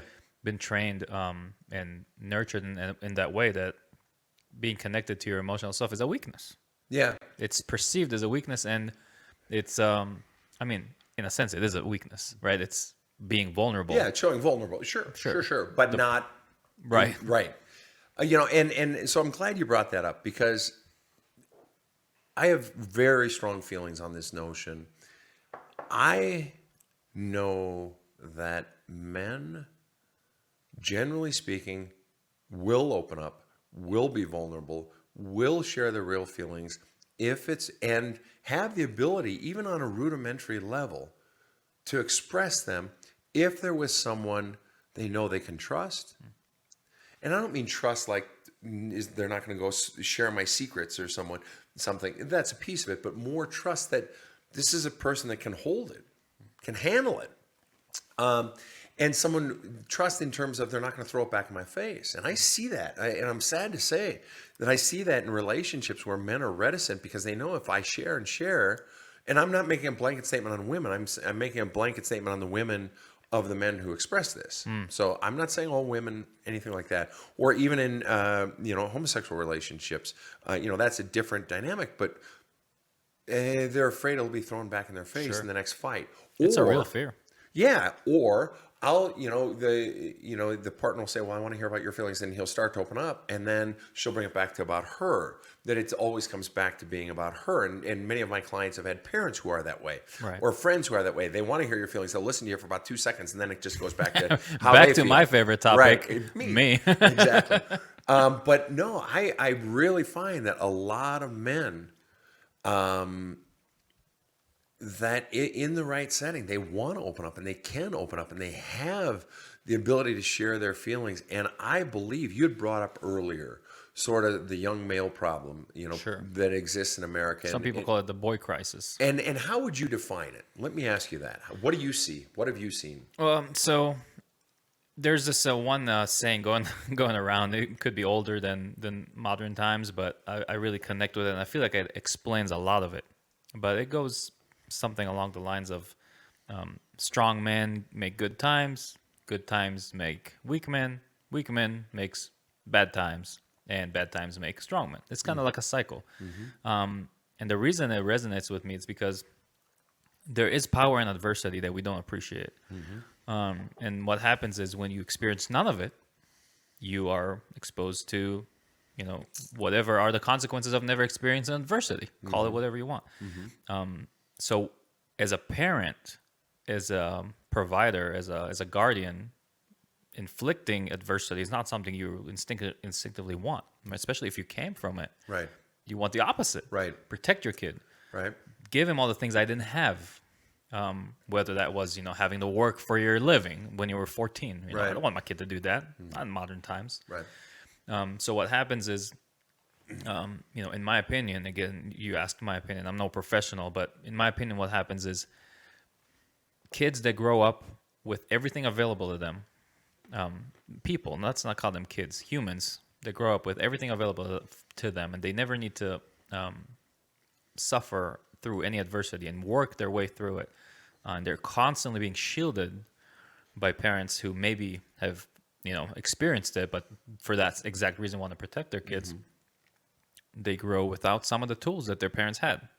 So they start the next part of the cycle, which is, having kids of their own and protecting them. And now all of a sudden we've protected ourselves through some power of generations. Let's call it the power of time, to the point where we're almost don't even know what adversity is and how to power through it. Right. And all of a sudden, it's not fair to say the boy crisis because it applies to both men and women, but we expect as a society, whether that's right to do or not, Right. more out of men when it comes to fucking, pulling themselves by the bootstrap. And when you've experienced zero adversity, you are, by definition, weakened to be able to provide or to follow through that demand. And everything that comes your way is going to hurt you more than it would your grandpa who went to Vietnam. Right. Which, again, there's a lot of complications there. We don't want to say that everybody should go to Vietnam, right? But you've explained it in some of your videos. Like, you are weakening your kid by protecting them and shielding them from every single thing. Let them fucking fall on their face. Right, but you're harming them even more. Think about why you're protecting. Think about the parent who is protecting them from everything and doing them for everything, and I want them to have everything. Why is the parent doing it? Because it's satisfying some need inside the parent. Well, I went through shit, so I don't want my child to go through shit. It's a natural thought, and it makes sense. Oh, I'm not saying it doesn't make sense. Whether or not it's good for the child is the question. The notion of giving my child everything or protecting my child through all things, what's driving the behavior? What's driving my behavior to do that? Okay. I'm doing it. If it is naturally good for the child to grow, and I always talk about how from 0 to 10, roughly, I'm wiring the child. Imagine wires attached to a computer chip. When you were born, there's a computer chip put inside of you, and on it is your hair color, your beard color, the type of girls you'll like when you're 12, the type of girls you'll like when you're 42, your eye color, what your favorite beer will be when you're 22, what your favorite bourbon will be when you're 42. Sure. All these things are programmed on that chip. From 0 to 10, we wire the child to some degree into my chip. Sure. My values. Yeah, Look both ways before crossing. Right. And it's guidance and it's imprint. It's pushing into the wet cement of the child's soul some of my values, right? But the problem is, with a great many parents nowadays, they never de-wire the child from my chip. See, what has to happen then after 10, and many parents do it sooner, and I actually applaud that. What has to happen is to help that person become an autonomous being, become who they really are. Sure. They need to begin to read their own chip. But if I'm protecting you from everything, and I'm saying, no, you shouldn't do that, and no, and over here, and I'm going to give you that, and don't do that. You don't want to go to that college. You want to start this trade school. You want to go to this college instead, or no. I'm keeping you wired into my chip. Yeah, that's a really good way to put it. And so the only way I empower you is by beginning to wire you in. So you begin to read your chip. You begin to read your energy. What feels right to me? And you trust it. And you fall down. And I'm the one who encourages you to get back up. I don't catch you from falling, but I'm also not trying to cushion it because I need to show how great a parent I am. Sure. And so the problem, yes, the young people, there's two problems. That they're being sheltered from so much, but they're being sheltered because a parent is getting some fucking need met. They're assuaging some fear of their own by sheltering this child from shit, okay? That's one thing. But the other thing is where the parent is inducing trauma in the fucking child. And in my work, I can't even tell you the amount of times I see this, and especially even on TikTok and Instagram, and the people that reach out to me and DM me and all this is the amount of often willful, deliberate pain being inflicted by parents onto children. It's like if you want to weaken your child, do that. Do that. Tear them down. Teach them criticism. Teach them why. It's just like if you hit a dog. I mean, if you hit a dog hard, swatting them on the butt because they peed over in the corner, that's one thing. But I mean, hit a dog, what's going to eventually happen? They're going to cower in the corner. They're going to become a shelter dog, right? Same, and they're not going to trust themselves. The child is not going to trust themselves. So all of these people going all hardcore and you need to fucking do this and kids need to fucking this and fuck you. You clearly don't know anything about fucking parenting if all you've got is criticism for the child. You nurture that shit. And allow them to trust their own voice and explore it and fall down and quit and fail and skin their knee and lose their $2,000. Sure. Or whatever. That's going to fucking toughen them up. Or to go out. I want to go live in San Diego on my own and I'm going to, whatever. Great. Do it. Go for it. Yeah. And when to pick you up. Right. It'll toughen you up in its own way.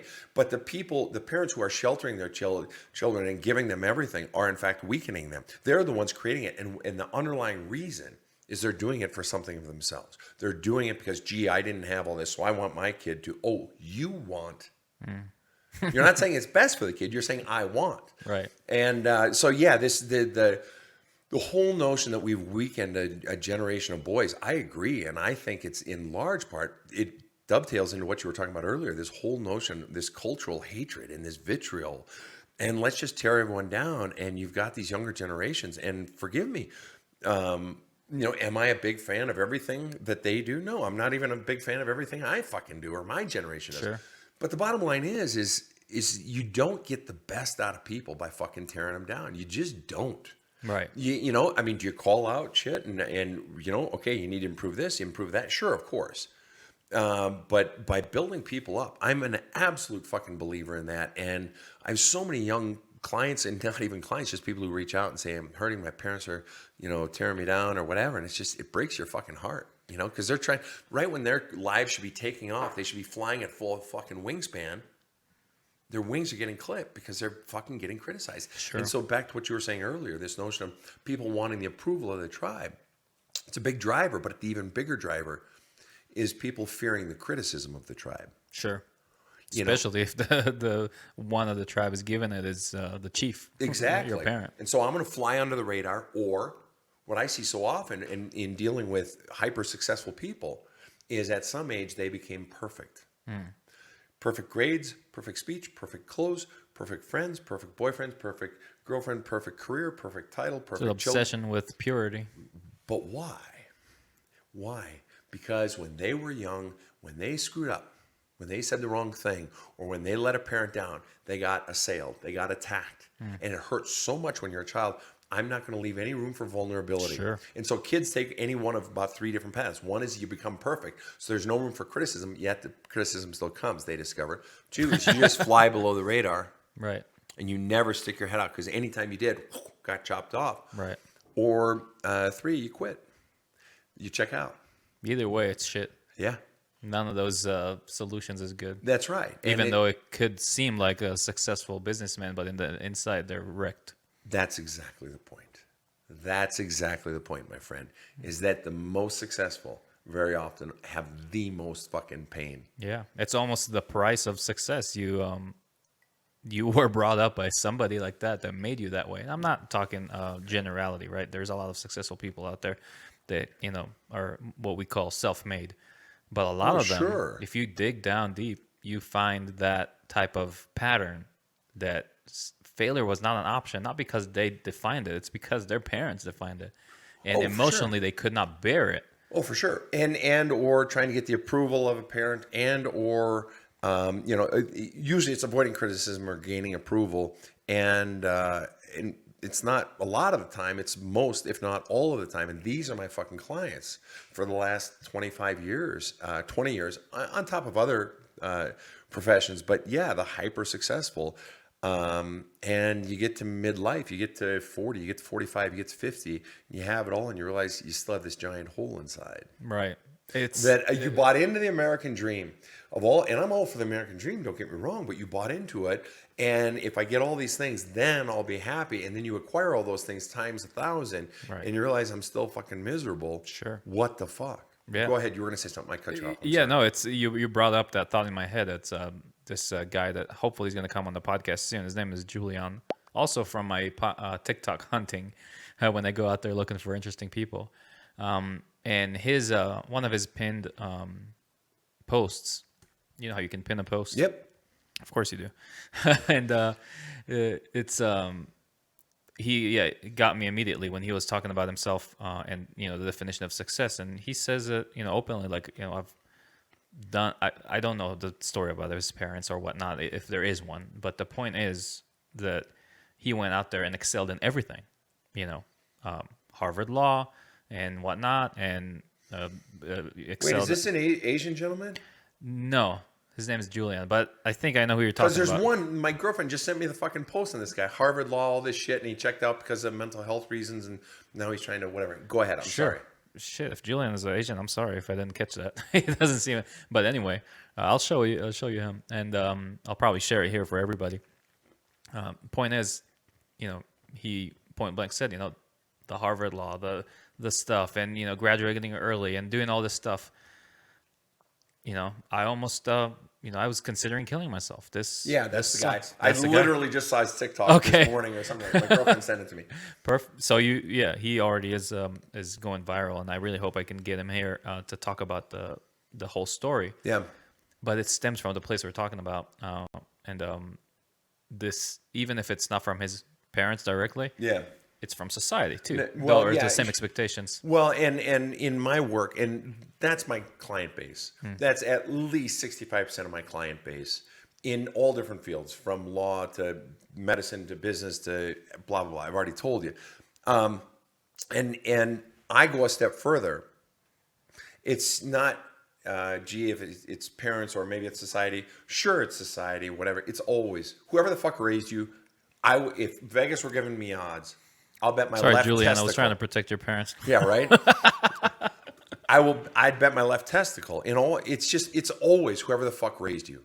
That's who it is. Because, you know, it's like, you know, I keep coming back to this example when the men and women lay the sidewalk out in front of your house. Sure. They're putting down the new sidewalk. It's just like, you know, they make it real smooth and everything, and then end of the day, to have it dry, they put the tape around it so all the little peckerhead kids in the neighborhood won't come and fucking step in it and all that shit. And then they leave, and then all the peckerhead kids in the neighborhood come out and they press things into it, and they get a stick and they write, Tommy has a boner or whatever. And then that's the shit that sticks. And when we're children, those messages, and I'm not talking just about the explicit ones. More often, it's the implicit ones. And more often, it's the ones that were never given words, but were expressed through the actions that the child got about himself and about life. And those become pressed into that cement, and that cement hardens, and that becomes the virus infecting the operating system of who the fuck that child is. And it's just like, I see it especially in the hyper successful, that they are driven by belief systems. So now you can see then Sure. the transition in my life from religion, belief systems, Sure. into my work is fundamentally, most therapy is about getting people's pain out of them and, you know, medicating them or whatever. My work is, yes, about getting the pain and the fears, reaching down your throat, pulling out your pain and fears, but it's ultimately about belief systems. Okay. That people have belief systems running their life that were pressed into them by mommy and daddy, that they aren't aware of running their life, and that's what's corrupting the whole fucking system. So whether it's the boy complex, whether it's this gentleman, you know, with Harvard, and he's at Harvard and he's having stomach problems and then suicide and all this, it's always driven by the belief systems that got pressed into that wet cement and hardened that they're not even aware of. Absolutely. And just for the record, I don't know if you can see them, but I've got 8-inch scars running up my arms. How So come? from suicide. So when I talk about Oh, suicide, you cut it the right way too. So right, you right, meant it. up the long way there, and I did some side ones as well to get some real traction going. This one was, I think, 9 centimeters deep. This one was 13, or not centimeters, millimeters. This one was 13 millimeters, something like that. The point is belief systems, the power of belief systems, and the things we will do destroying our own selves because of that belief system, because of the fear of the external power sources. It's It's unbelievable. extraordinarily powerful shit.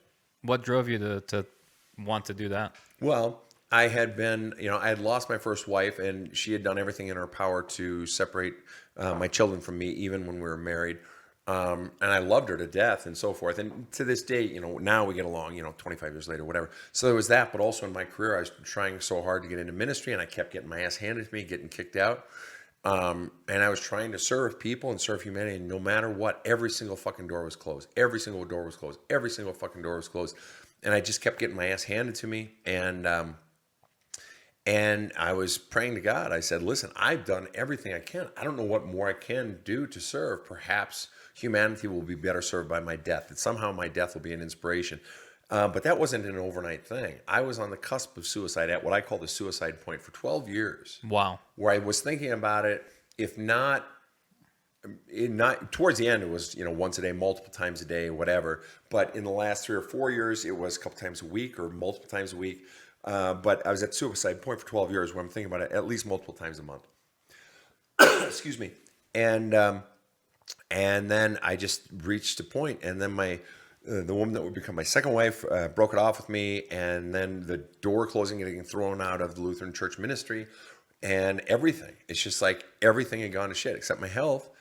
And then I'm just like, I got nothing left. And so I drove to the foot of the Berkeley Pier, drove up from Los Angeles to the foot of the Berkeley Pier where I'd gone to graduate school, seminary, and sat in my car, had some Dave Matthews going, and slit my wrists. And I bled and I bled and I bled for about 45 minutes.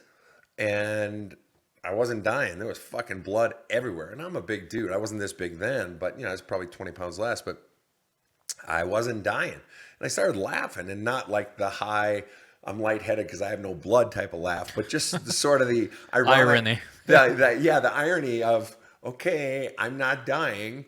And then I had sort of the come to Jesus moment, absent Jesus, and I don't, and I need to be really careful here because so many people say, oh, nobody wants to die who commits suicide. And I want to set that one aside. Even though that was my experience in the moment, I don't want to say that's a blanket statement for all people because everybody's a fucking expert on fucking suicide, but unless you've fucking been there. Anyway, but I had the conversation with myself of, I don't want to die, but if I choose to get out of this car, I'm going to have to make decisions differently.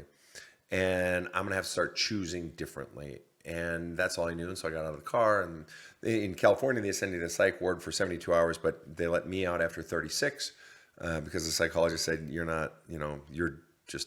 You made a decision, you're done. You're different or whatever. And so anyway, from there, that was the pivotal moment in my life. And that was a death. That was a spiritual death of my old self.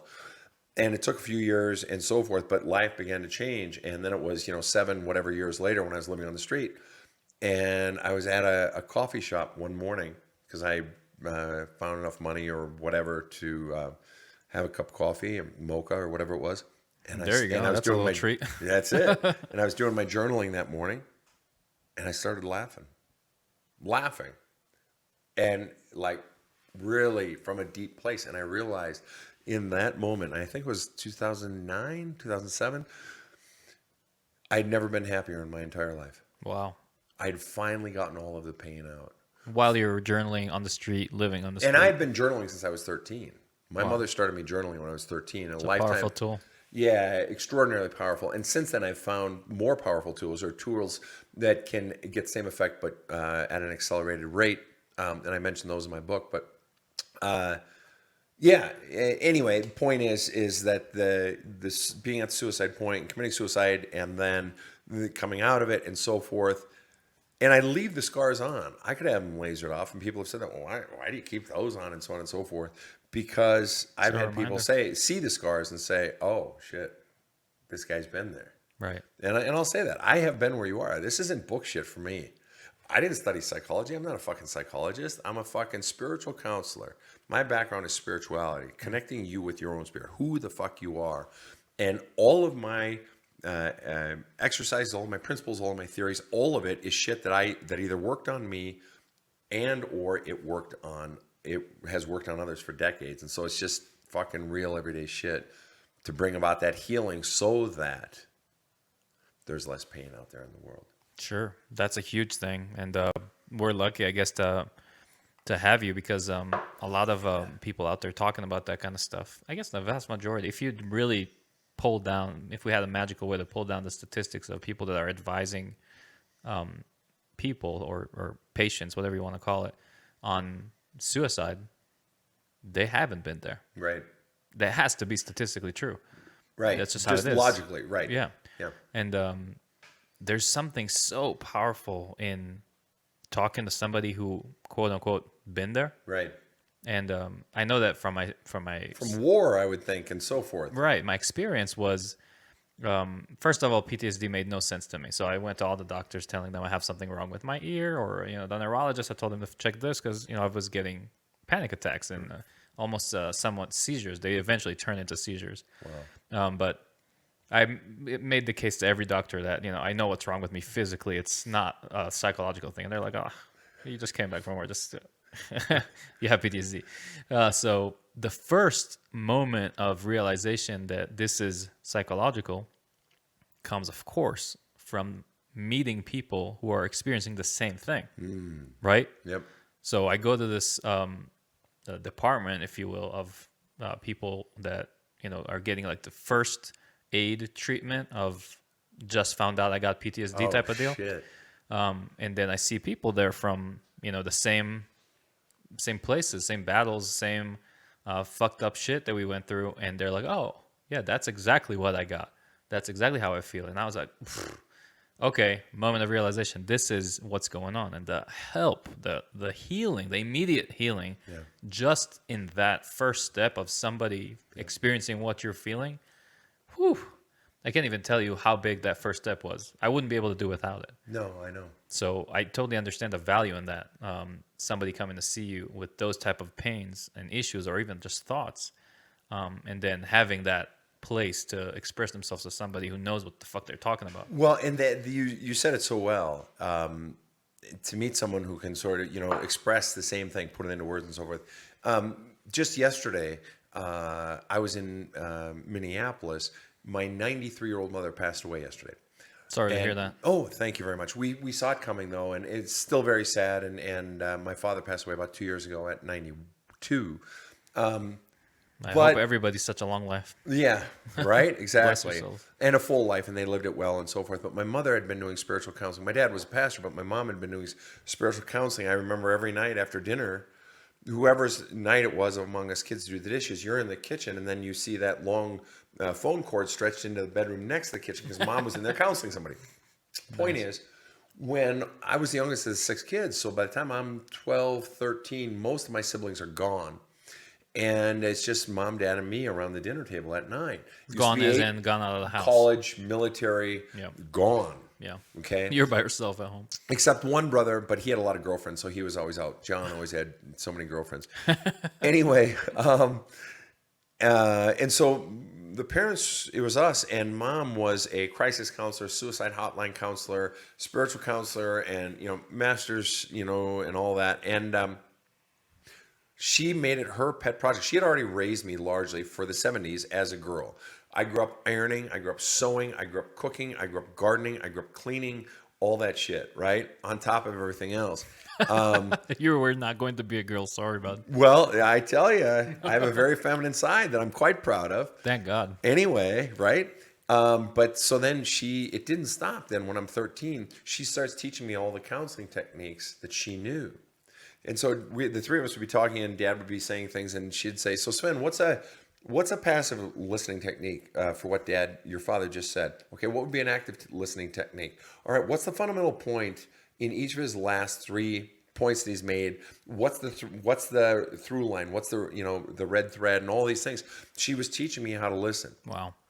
teaching me how to ask questions, and the deliberate teaching of questions was then, but she had always been a deep thinker, and she and I, perhaps my other siblings too, but she and I really connected on deep conversation.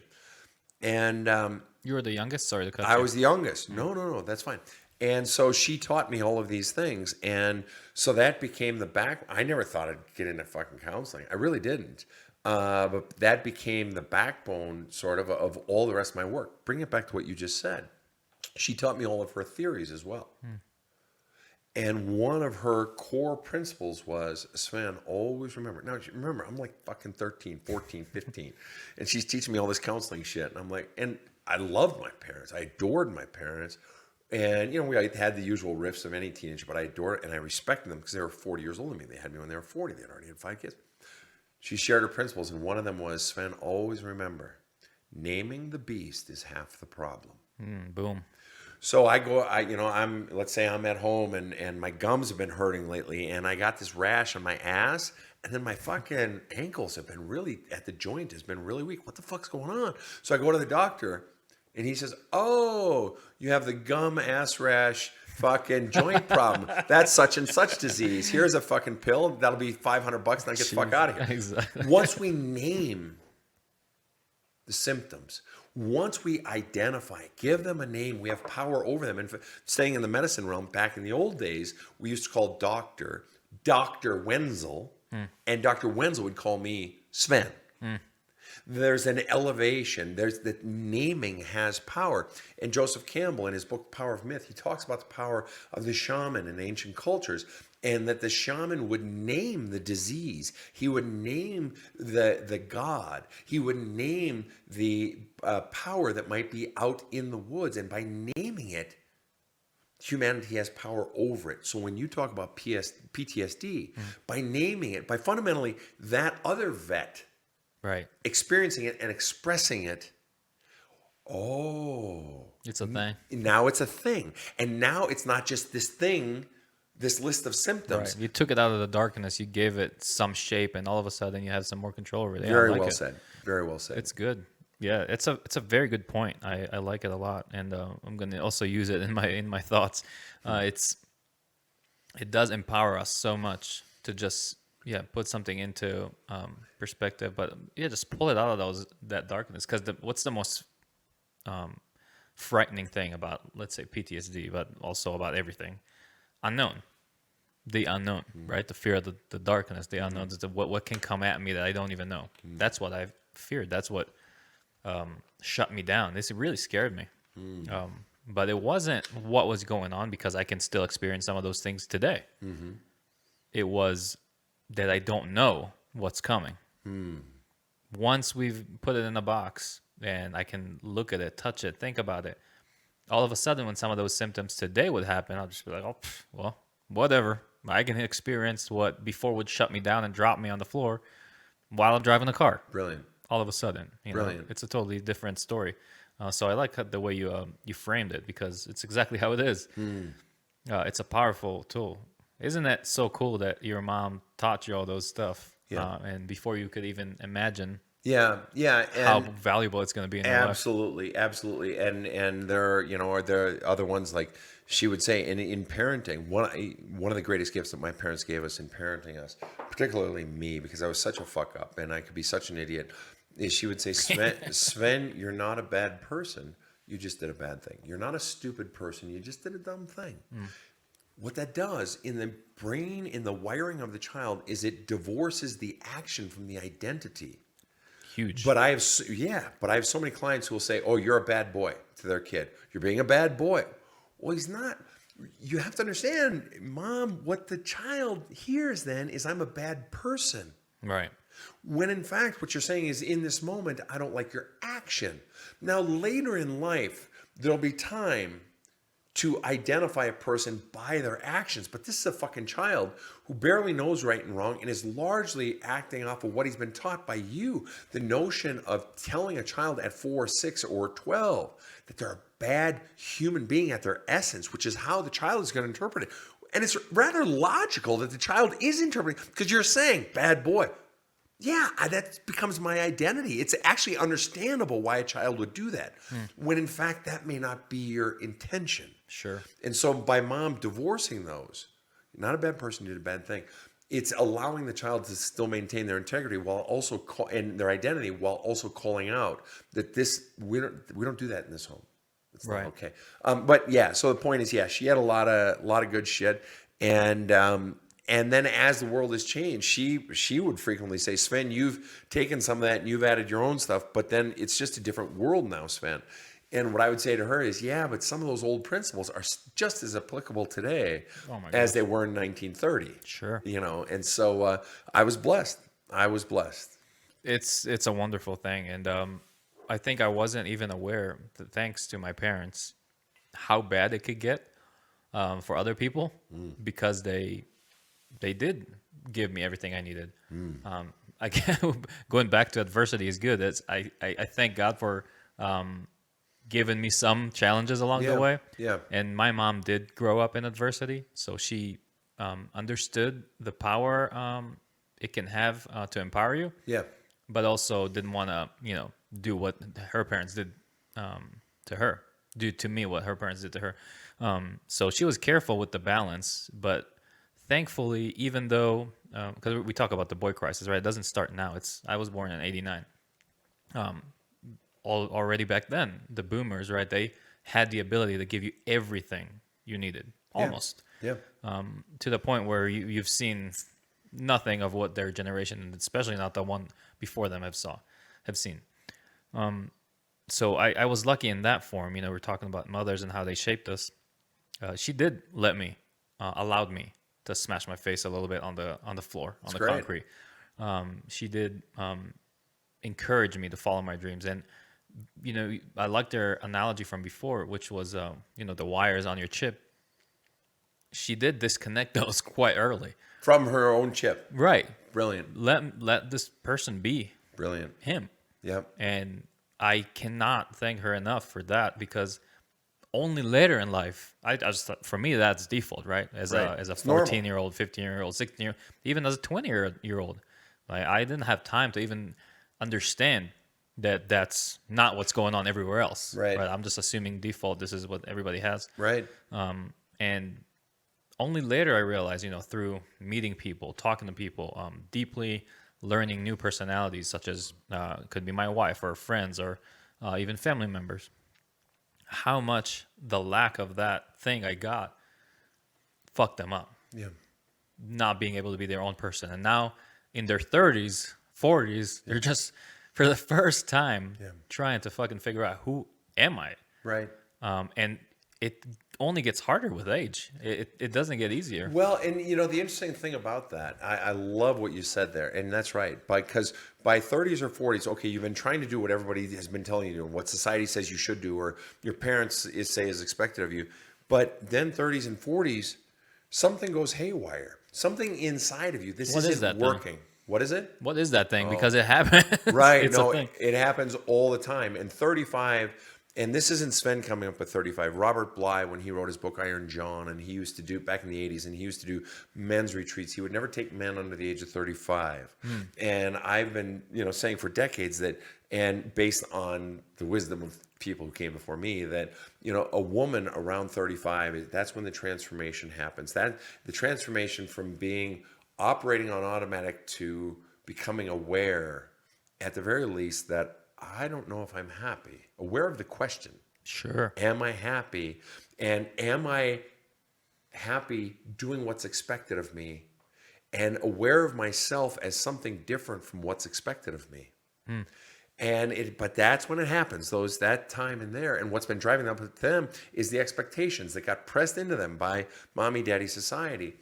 And then it takes great awareness, great courage if you're going to choose to deviate from that. Sure. It's new territory. It's new territory. And that's actually what this quote on my arm is. It comes from a quote from the series. In the 80s, there was this revolutionary series that was done on PBS. It was an interview with Joseph Campbell, and he was in his 70s, 80s by that point. And he was the very first person in history that we know of to study all of the myth systems, religions, primitive religions, spiritualities of the world for all time. Anything we have record of. Wow. And he studied it, and he wrote a book in the 70s called The Hero of a Thousand Faces. And that became the book that George Lucas fell in love with and based all of Star Wars on. No shit. George Lucas saw Joseph Campbell as somewhat of a mentor. And these themes that run through, the red thread that runs through all of these myth systems from time immemorial. Okay. And so one of the quotes in there, so he's being interviewed by Bill Moyers, a brilliant interviewer. And it was a PBS special. They're just sitting there talking to each other. And then it got turned into a book, The Power of Myth. And my favorite quote, the one that is in fact the sort of the mantra for my life, the quote that I use that drives, the main quote that drives my life is simply this. Moyers asks Joseph Campbell, and mind you, Joseph Campbell at this point is 85 or whatever the hell he is. Moyers asks him, but aren't many leaders, heroes, and visionaries close to the edge of neuroticism? Yes, indeed. Good question. Yeah. Yes, indeed, Campbell explains. Moyers, how do you explain that? Campbell, they've moved out of the society that would have protected them into the dark forest, into the world of fire, of original experience. Original experience hasn't been defined for you, so you've got to sort out your life for yourself. Either you can take it or you can't. You don't have to go far off the interpreted path to find yourself in very difficult situations. Sure. The courage to face the trials and bring a whole new body of possibilities into the realm of interpreted experience for others to experience, that is the hero's deed. Wow. Right? That's deep. The notion of moving out of all the experiences that have been defined for me by society. Right. These are all the interpreted experiences, and having the courage to go off the path. In my book, I talk about the power of the third path. And it's this Which book is that? My latest book, There's a Hole in My Love Cup. And this is the book that about healing the soul and unleashing your greatness. But every crossroads in life, every decision in life, even micro decisions, macro decisions, every decision in life, we always think of it, there's a crossroads, there's two paths. And generally speaking, there are. And the way I define them is, this path is the path of the good boy.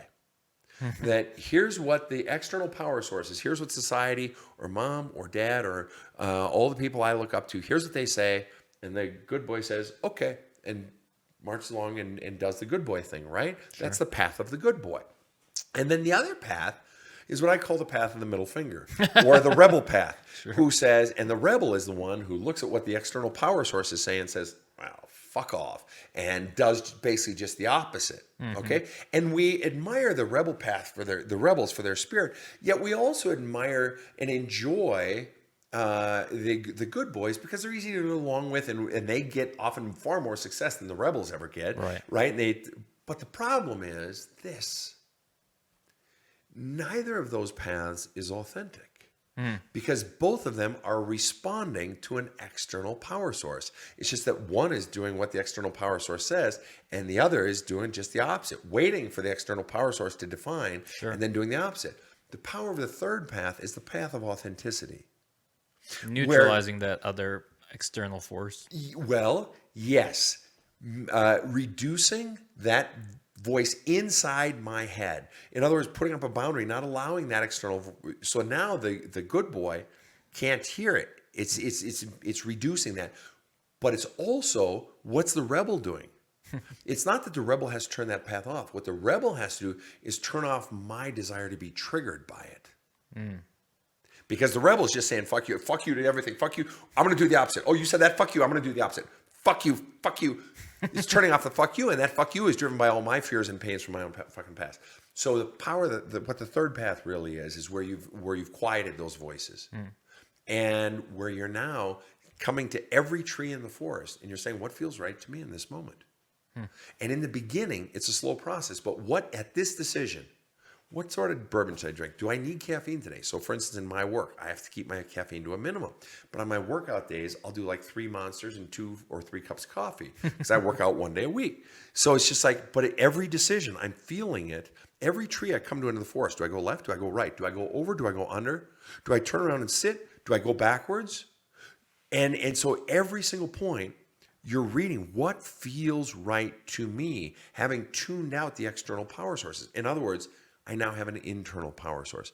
And in the beginning, it's laborious and it's tedious. But the more you become accustomed to doing it, you begin to live authentically in the moment. From moment to moment, you're just feeling your own feel. And so this gets back to where we were talking about, an hour or so ago, this idea of masculinity. Sure. And that we're taught to not listen to that voice. And masculine just means tough all the time. Yeah. Can't hurt me. Right. But that's bullshit. It's a bullshit notion because it's not badass. If you were a true badass, you wouldn't be doing what everyone else says you should do. If you're a true badass, you'd do whatever the fuck you want. And there are times when what the fuck I want is to bawl my fucking eyes out. When I was with my mother 3 days ago and 2 days ago, and I'm sitting by her bedside and I'm kissing her fucking hand, and I'm kissing her cheeks and I'm stroking her cheeks, fucking crying my fucking eyes out. Or when I'm playing with my little fucking kids or any little babies, because I like babies because they're so cute and they have those big cheeks and I just want to gobble them up. I'm doing it because it feels good to me. Sure. Or it feels sad to me. I allow myself to feel. But someone who's saying, no, those things are weakness, you shouldn't because that's not what men do. Right. Really, where's the definition for that? That's so fucking arbitrary. So in other words, you're saying you're not self-possessed. You are answering to a voice outside yourself of what a man should be. Whereas a real badass, a real man, to me, is just doing what the fuck they feel in the given fucking moment. That's the third path.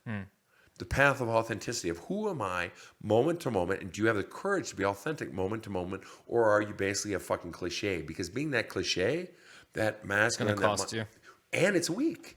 And it's going to cost you in terms of your relationships, in terms of the amount of money you can fucking make, but especially it's going to cost you in terms of inner joy, clarity. All those things get lost when you're still answering to an external power source. Does that make any sense at all? It makes a whole lot of sense. Actually, it's scary how how real it is.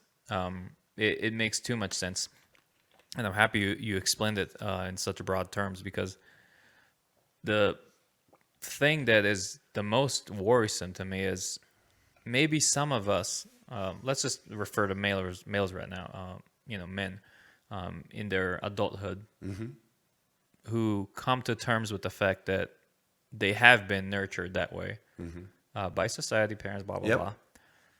But they don't like it. But it's kind of fucking stuck there. Yeah. It's not that easy to turn off. Yeah. Actually, it's quite hard. It is. I suffer from the same thing. It's, I do have empathy and love inside of me. I know I do. I feel it. But connecting with it and having it free-flowing and non-limited or throttled, being vulnerable, 100%. Yeah. Not that easy. I can't just turn it on. Well, first of all, it's learning a new language. For a lot of guys, it's you're learning a foreign tongue of how do I even access those and how do I feel it. But then it's got to come with a healthy dose of not giving a shit what other men think of you or what women might think of you. And anybody, anybody. And for me personally, honestly, as a big guy, and I work out very, very hard, and I don't just have big muscles. I've never used steroids in my life, but I'm very strong. I don't give a shit.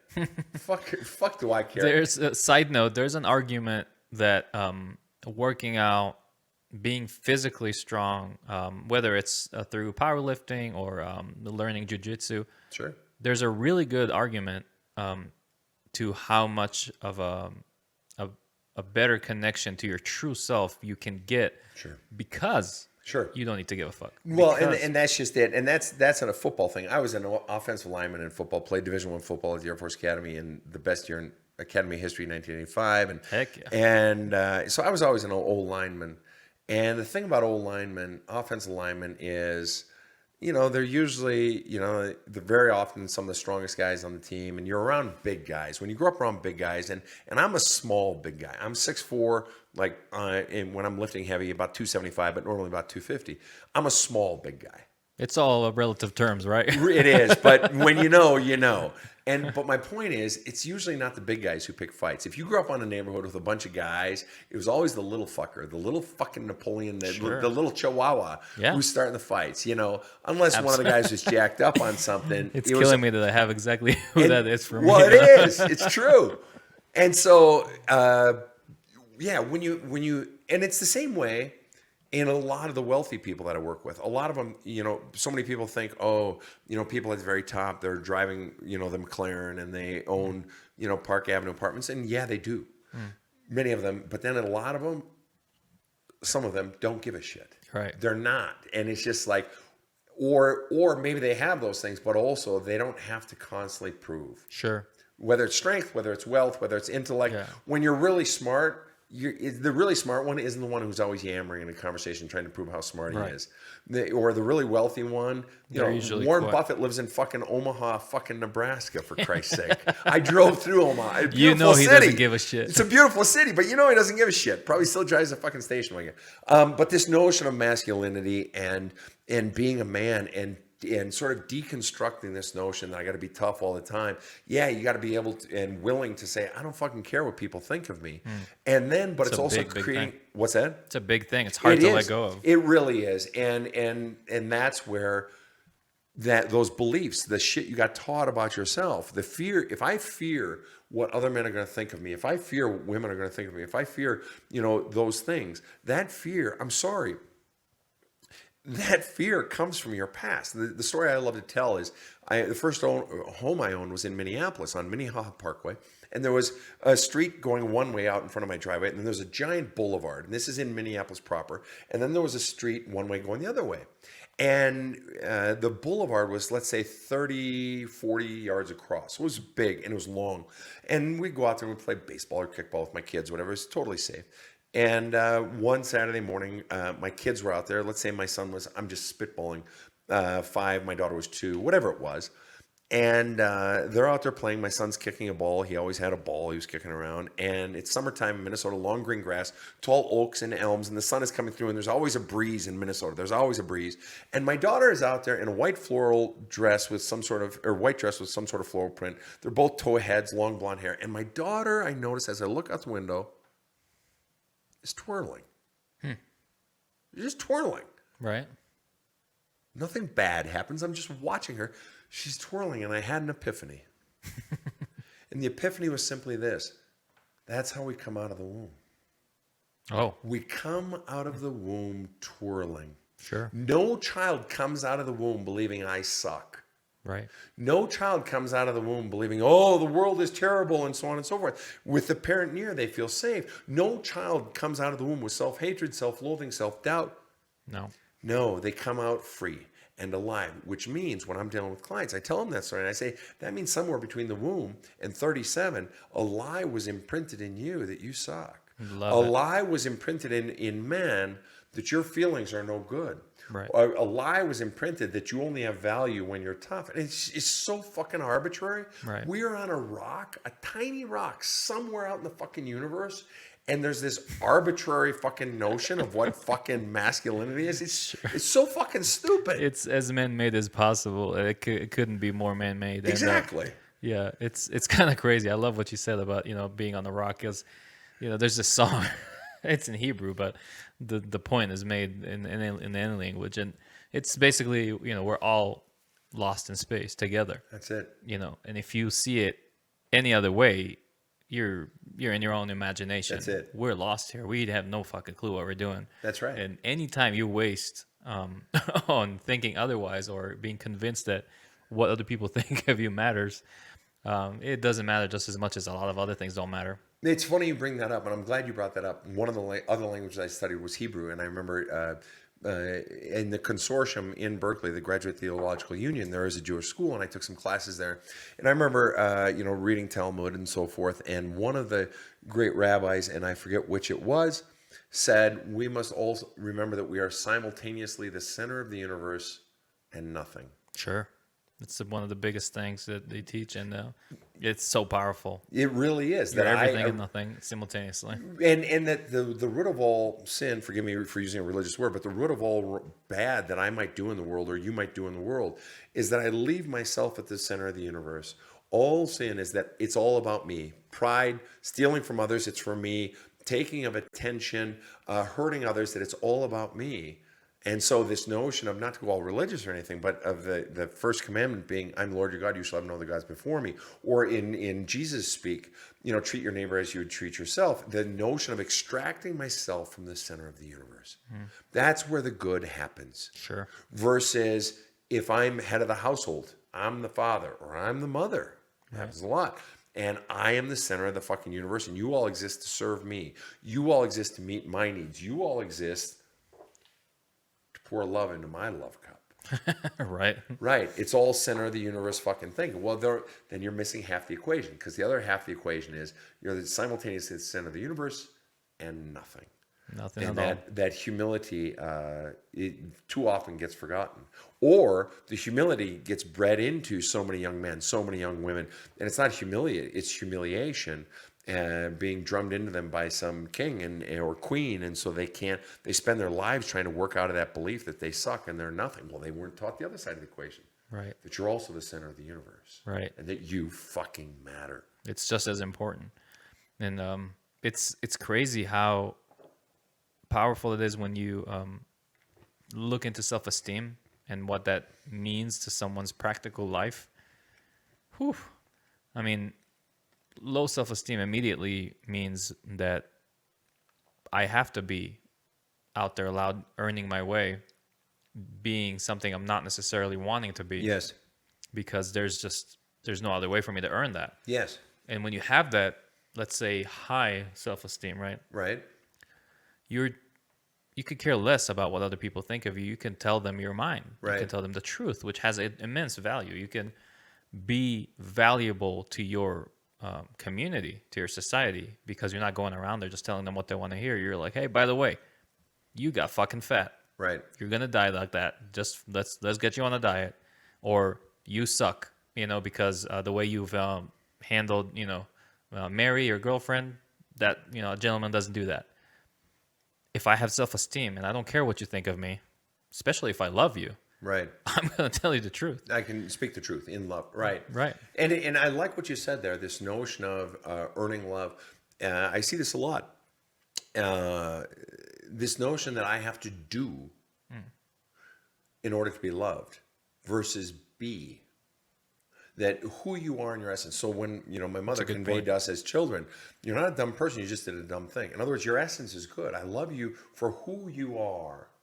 And It's the action I don't approve of. well, it's the action I don't approve of. That's right. And so many parents sort of flip that, and it's just like, you'll only get my love if you're doing what I want you to do.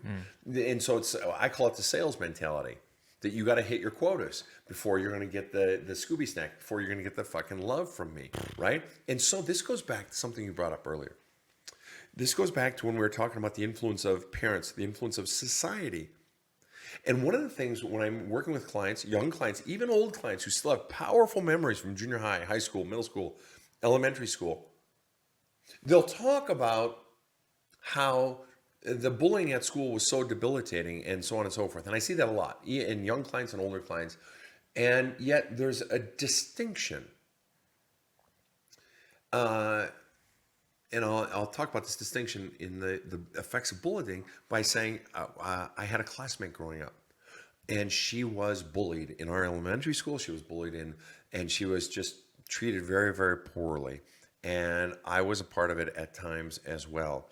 And I saw her at the funeral of a classmate of ours, oh gosh, into my mid-40s probably. Let's say 10 years ago, maybe not even 10 years ago. And I saw her there, and I went to her, and I'll just call her randomly Sally. And I went up to her, and I said, hey, Sally, good to see you. How are you? Good. What's up with you? Blah, blah, blah. And then I said, Sally, I have to be very honest with you. I was cruel to you. I was mean to you, and a lot of people were.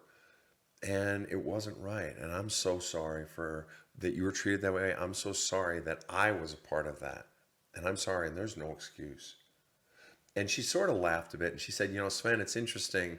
The classmate of ours, Jane, she did the same thing. She called me up, and she apologized, like 10 years ago or whatever. We can't live with ourselves. Right. But plenty of people had been very, very cruel to her. And she said, but can I tell you a story, Sven? In my home growing up, when I was in about, let's say she was like 8, she had several older siblings like I do. And she said, my oldest brother, I don't remember what the exact circumstances were, so I'm going to make something up. He had come home with the car, the family car, and he'd come in too fast, and he basically almost killed me, hit me, and I had a concussion, whatever, and then the oldest sibling of several siblings, and he felt guilt, such profound guilt that he had almost killed his baby sister. That Sven, you have to understand, for the first 15 years of my life after that, I was waited on in our home hand and foot by my brother after he almost killed me. So I'm going to school every day, she said, Sven, but at home I was treated like a princess. So yeah, it hurt what people were saying, but it almost like bounced off of me, because at home he wouldn't let any of my siblings touch me. He would wait on me. He would dote on me, all this stuff, to the point where when I got to be like 18 years old, my father finally said, all right, enough. You've paid your debt to her. It's done. I'm sick of this crap. And so getting back to your notion of society versus parenting, one of the things I see a lot is people who have been bullied or who have gotten a message from a spouse or whatever, and it has a deeper effect. It has a killing effect on the soul if they're not getting a counter message at home. So society can be saying, Sven, you suck. You're a loser. You're irresponsible. You're 23. You don't have a fucking job. You're 25. When are you going to get a real job? Be responsible. Be responsible. But if I'm getting a message at home of, Sven, you're doing fine. It'll sort itself out. Just keep listening to your gut. That's going to be such a powerful counter message from the most powerful people in my life that I'm not going to be as susceptible or as wounded. But if somebody says to me, yeah, I was being bullied at school and so on and so forth, and it killed me and it crushed me and I couldn't get over it, my response is, that tells me you were likely getting the same message at home or a similar message. Because if you were getting a counter message, not always, but if you were getting a counter message, that external message would not have had as profound, powerful, debilitating effect as it does. And so again, going back to the parents, you want to not blame them, because you're like, okay, you got actually bullied. Like, what's the parents' fault? And then here you are. And it's crazy, because they have the biggest megaphone. They have to realize, when they speak up goodness into you, you go to school shielded. That's right. And when they speak, garbage on you and toxicity and tear your personality down, then yeah, everything that's going to hit you, rough or not, is going to ruin you. And it's going to hit you 5 times as hard, because you've already been getting it.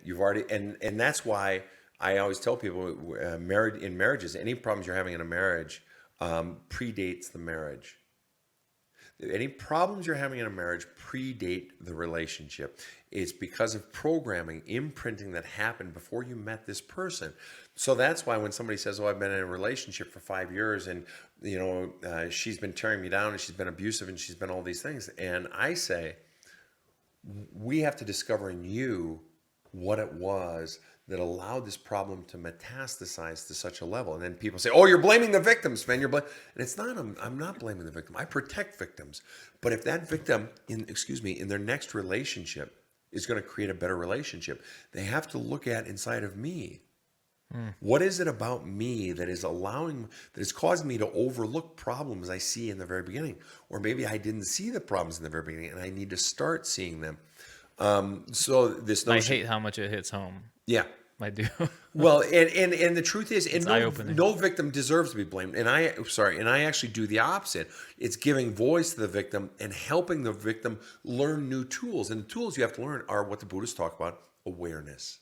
Awareness of what's going on around me, but awareness of what's going on inside of me, such that, why am I staying in a relationship? Very early on, I did a post on this recently. You have to be attuned very early on, aware of, is this person apologizing when they hurt me? I'm apologizing when I hurt them. That. That's a good. Right. And are they owning their shit? Because if you don't nip that shit in the bud and stand up for it when it's early, that will naturally grow. Why? Because it can. Why does a bully beat somebody up? Because they can. Sure. Is it right? No. So if you don't hold that person accountable and teach them how you want to be treated, no, I expect you to apologize. By the way, you hurt me last night, Tommy, and I need you to apologize for what you did. It's like, oh, no, I didn't hurt you. No, that was you. Okay, Thank you, Tommy. You literally just showed me why I now don't want to be in a relationship with you. Thank you. But that also requires the willingness on my part, if I'm Susie, Stand up. to stand up, and two, knowing that he may not answer for it, the willingness to walk away, to be alone. That's the hardest thing. That's the hardest, to walk away or to be rejected, but to be alone. And until you can do that, you're forever going to hold on to crappy relationships and let people treat you fucking poorly because, oh no, I can't bear to be alone. It's too terrifying. And I don't mean just be alone. I mean not have someone. Sure. Right. Because you can be in a relationship and it's like, oh, they work there and we only spend 2 hours a day together a day. I'm alone a lot. No. I mean, not have someone. Until you're okay with that, you're going to hold on to crap and let people treat you like fucking crap. It's a scary thought, but it's so true. And it is eye-opening because, I've been in all kinds of relationships before my marriage, and it's very true, some time was spent, a good amount of time, life, every fucking moment we have is, something we should cherish, on not standing up and not saying enough. Well, and see, this is fascinating, what you just said. This is really fascinating. Now, this is where masculinity, you grew up in Israel, right? Sure. And I grew up here. I can't speak to Israel, okay? But I want you to tell me where I might be missing or what might echo it. We're pretty much a copycat. Fair enough. But one of the things with men, and as large men as well, but as men, it's the old, I can take it. Sure. It's no big deal. The dings, and when you're enculturated into thinking, first, your feelings don't matter, but also, I'm tough. It's no big deal. It's no big deal. And there's a value in that. There are times when it's valuable to not be fucking blown away by every last little fucking thing, right? But what happens if you live in that mentality of, it's no big deal. I can take it. Then when someone's being hurtful,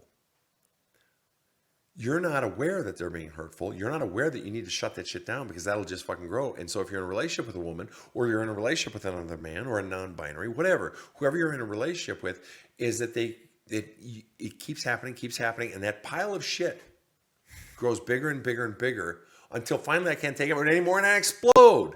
Yeah. That it has to get really bad. No big deal. And I explode on you. But what that implies is that my feelings only matter when it's this big. My feelings don't matter when it's this big. My feelings don't matter when it's this big. And the problems in relationships happen when people aren't voicing what they really feel, even in the small things. The small things fucking matter. If for no other reason, then they're going to metastasize into this giant fucking cancer.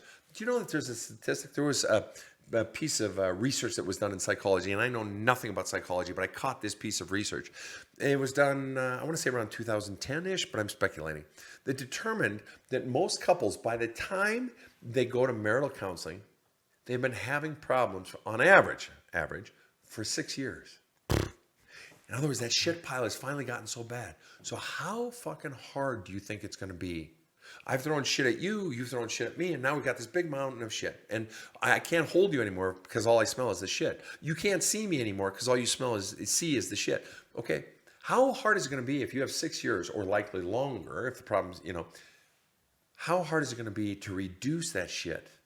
Fix it. Right. So this notion of, my feelings only matter when it's really, really big is fallacious. It has to start to matter when you're small.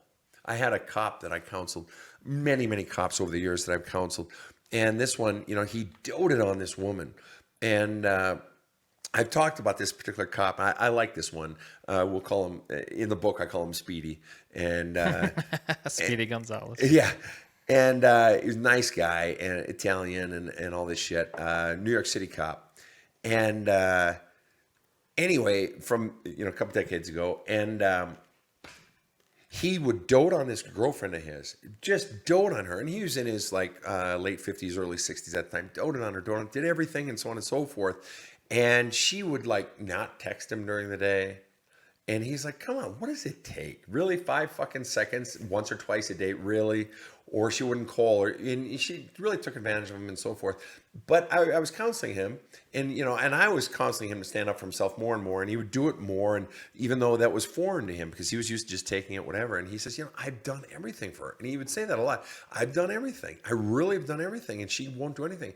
And I had to say to him, Speedy, if we're really honest, What you're saying is 95% true or 90% true. You have done everything except one thing, the one biggest thing. He said, what are you talking about? I've done everything for her. I said, no, you haven't. He said, what's that? I said, you haven't shared with her how you really feel in the small and the mediums. Right. So the problems metastasize because you're afraid of rejection. You're afraid of that uncomfortable conversation because you've been taught that your feelings as a man don't matter. Long before she came around. And now it's manifesting. So you're eating all this shit in massive amounts because You allowed it to happen. You allowed it to happen. Thank you. That's exactly it. And so it's not just women allowing bad things to happen from a guy. Sure. Men do that all the time of allowing it. But in order for you to not allow it, it means being aware, again, the Buddhists, of what feels, I'm going to use a kid word when you have kids, yucky.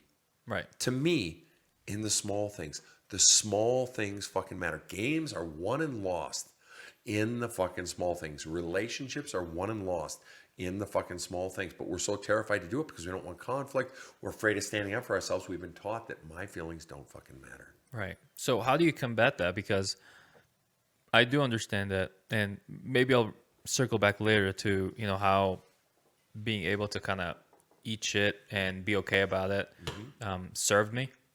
Protecting myself. For sure. Like you have already mentioned that it has, potential, but definitely in relationship, how do you balance it out in a way that's productive? Because people, like you said, for a good reason, they don't want to be, pitiful, right? They don't want to constantly say, "Oh, caught you. You did that thing again." Right. That's all. I'm like, okay, fuck this. Right. How many times are you going to say that? Right. But there's a balance somewhere there. How would you counsel somebody that does want the small things to be done right? Right. But they're constantly not being done right. So without ruining it and just making more damage, because we know the end result we want, right? We don't want breakup. Right. I love this person, Sure. but XYZ getting fucked up every day. Yeah. So This is great. And I get that question. I love that question. Thank you for asking that question. Sure. My girlfriend and I, we wrestle with this, and we used to argue. She's a loudmouth, a fucking Italian from the Bronx. Grew up in the 60s and 70s. She's Spicy. Beyond spicy. This is like cayenne and fucking Ghost pepper. habaneros rubbed together, and then somebody put it in your fucking eye. Carolina Reaper. Oh yeah, yeah, exactly. And but sweet as pie and love her to death and so on and so forth. But this was some things, it was two strong personalities, and so forth. And one of the things that she was good at, I was raised to do it, and then I met this woman, and she did it as well. And she would say, "Sven, we need to go back and we need to talk about what just happened." And we would say, "Okay, that hurt me." Or, "Sven, when you blow up like that, it hurts me." Or, I'd say to her, "When you don't listen, when I can only get 8 words out and you've already interrupted and you're going on in a new direction, I know you think that's conversation, but to me it hurts because you're basically saying that what you have to say doesn't matter. I'm feeling unheard. And that may be no big deal to you, but it is a big deal to me." Okay. Sure. And so what happens is, back to your point, when someone hurts you, when someone hurts me, I have a responsibility to say, "That hurt. Please don't do that. That hurt." And when you put that truth out there as raw truth versus, "What's your problem?" Right. Well, I'm not really saying what just happened. I'm expressing anger, but it's oblique. I'm saying something different versus, That hurt. "That hurt me. That's When vulnerable. you did this, that hurt me." And we don't like to say that because, again, as guys, especially, it's, being vulnerable. And there are a lot of women who have the tough girl thing, I'm not going to show. But the bottom line is, when I just put my raw truth out there, "That hurt me," then just watch how the other person responds.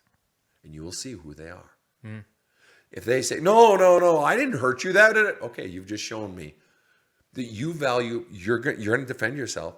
In my brain, I'm thinking you're defending yourself. In other words, you're going to protect yourself at the expense of me or at the expense of our Even though I relationship. just told you that I was hurt by what you said. Precisely. And it goes the other way. So Karen would say, "Sven, when you blow up like that or raise your voice like that, when, I'm feeling vulnerable or whatever, it really hurts me. I know you're not going to hit me or something like that. I'm not scared per se. It just hurts." And it took me But I would get so frustrated by not feeling heard that I would have to yell. I have an old saying that, I wrote about in my book is children shout loudest when feeling heard least. Well, adults too. Sure. That if someone's elevating their voice, it's very often because they're feeling unheard. We're just children. Let's not fool ourselves. Yeah, and I definitely am. Trust me. I want my way. And so what began to happen is as she told me more and more, and I became aware more and more, and also that she's this sweet person. I don't want to hurt her. I began to calm myself, and I began to just pull back or just get out of the room or whatever I need to do because I don't want to hurt this person. And so her making me aware and my loving her and not wanting to hurt her made me change. She's become a better listener. She's become what she and I call, we've all heard the phrase, but more present. She tunes out all the other places that her mind is going and, I want to talk about this now, or that made me think of this. And she's being present to me. That's a skill. Nobody teaches us this shit. No. Well, technically, actually, my mom did when I was 13, but that's a separate issue. That was rare. She was weird. Unfortunately, she's not a majority parent. Exactly. And so the point is, back to your question. I have a responsibility to me to express when I've been hurt. And if someone's hurting me, there are those occasional times where because of, we're in public or the person doesn't know me, or there are times when I'll let it slide once. But if I'm in any sort of relationship with someone, I don't let it slide. Why? Because this is me. And because I strive not to do that. And the real relationships, my best relationships, are when someone tells me I've hurt them and I fucking own it. And they own it when I tell them they've hurt me.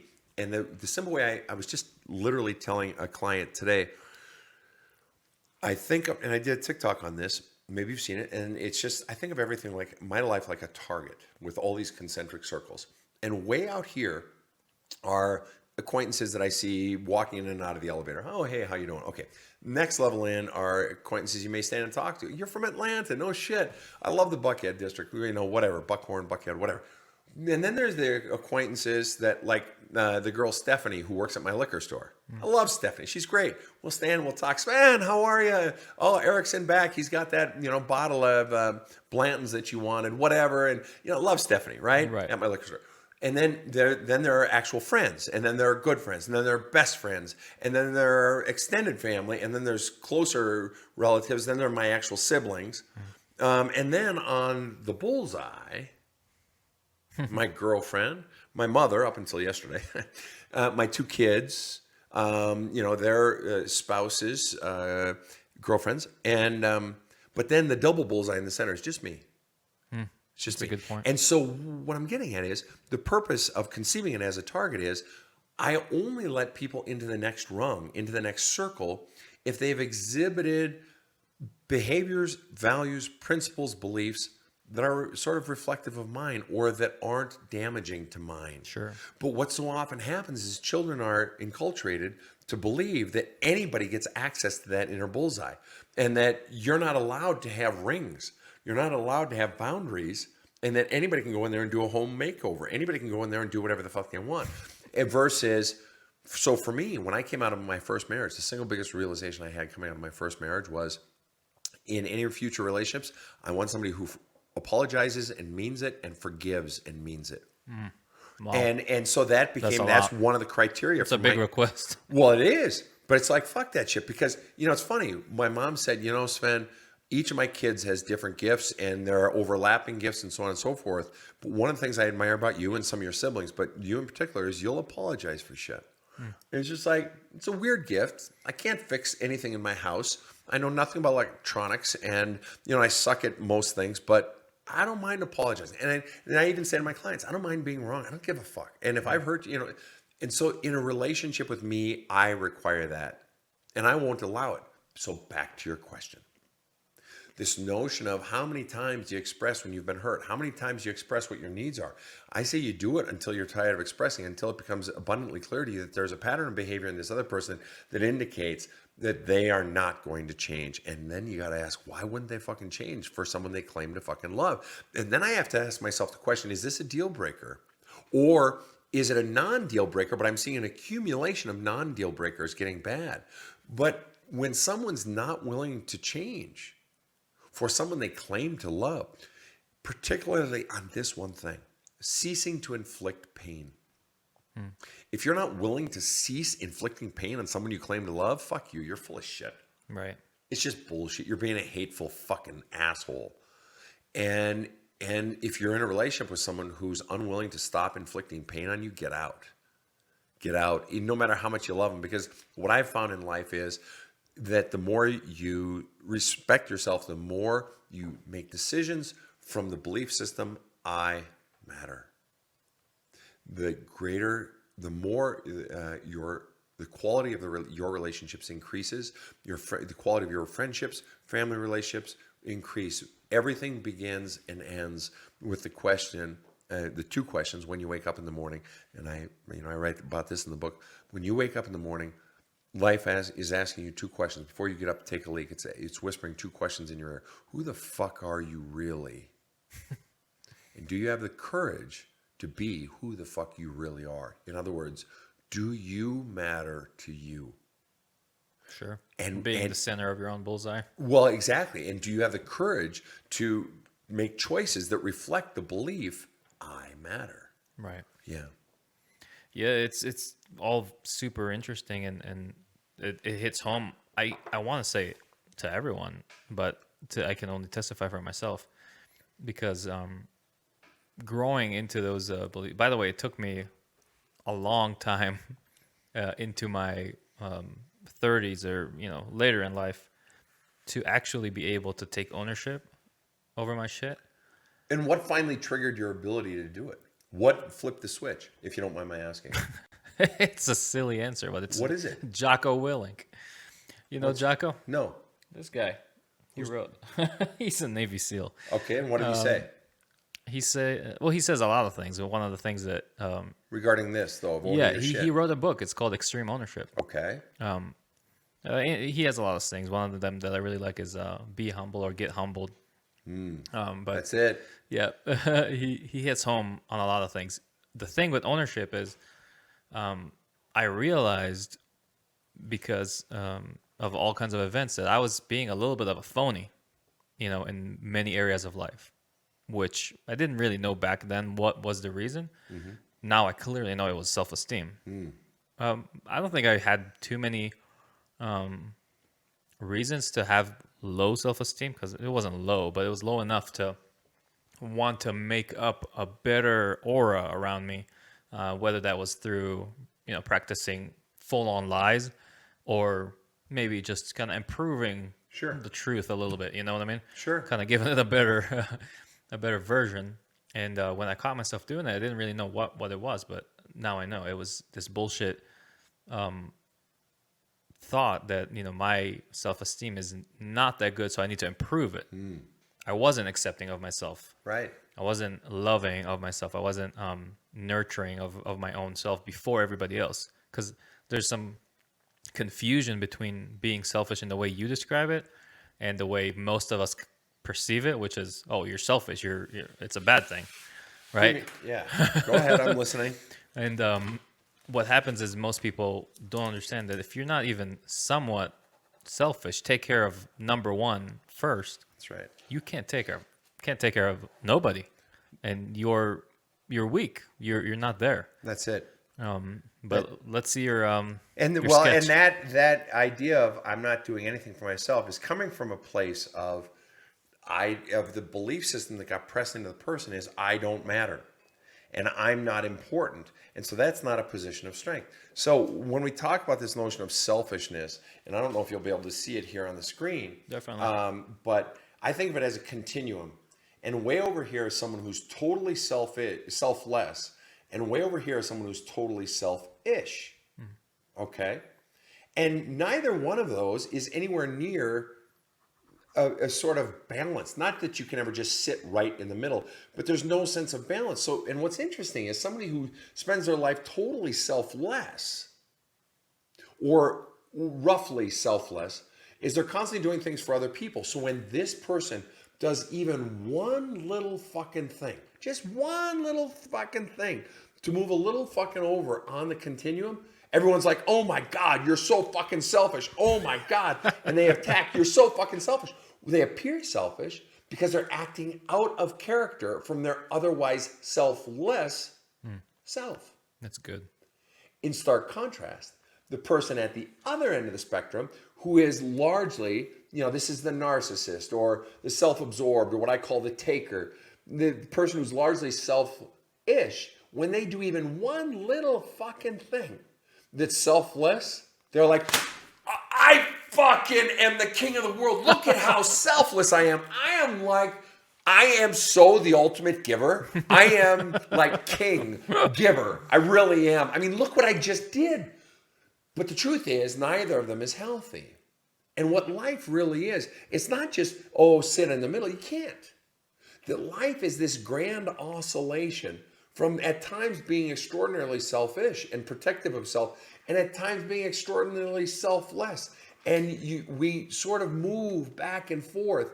And roughly the grand average of that life is that somewhere around the middle.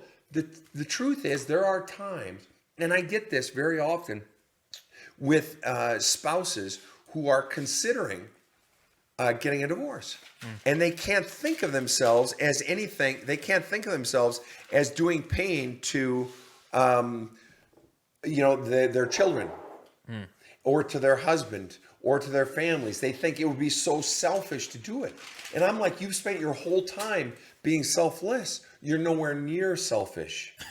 Right. Furthermore, the others will adjust and so forth. But this notion of selfish, it's not either it's either one or the other. It's not binary.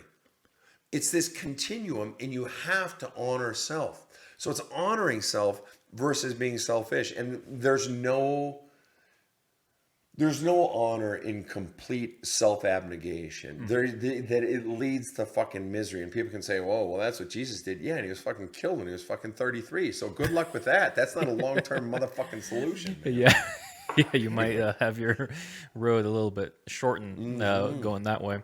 By the way, side note, parents divorcing for proper, good reasons, justified reasons, maybe is the word I was looking for. I think it's a good thing. I'm a child of divorced parents. Sucked ass. Did really suck ass. I remember that conversation where they set us down and they're like, we're going to be divorcing. And by suck ass, you mean sad, right? And hurt. Yes. I mean, it broke me. It really did. But that's where the but comes in, and where I try to, encourage other people when sometimes stuff like that happens to them, is it gave my parents a second chance. I love both my parents a lot. And a second chance at what? At life. They could have stayed, been miserable, probably as a side product of that, or a sub-product of that, would fuck me up because they came home miserable. Right. Dad came back from work, miserable. Mom stayed home, miserable. Yep. They would, if that would not radiate on me, I don't know what would. Exactly. And the price of them divorcing and starting a new life, it had to be paid. But at the end of the day, the end result of if you would do one or the other, oh my gosh, any day of the week, it was a net positive. Yeah, of course. Yeah, I got a happy dad. Yep.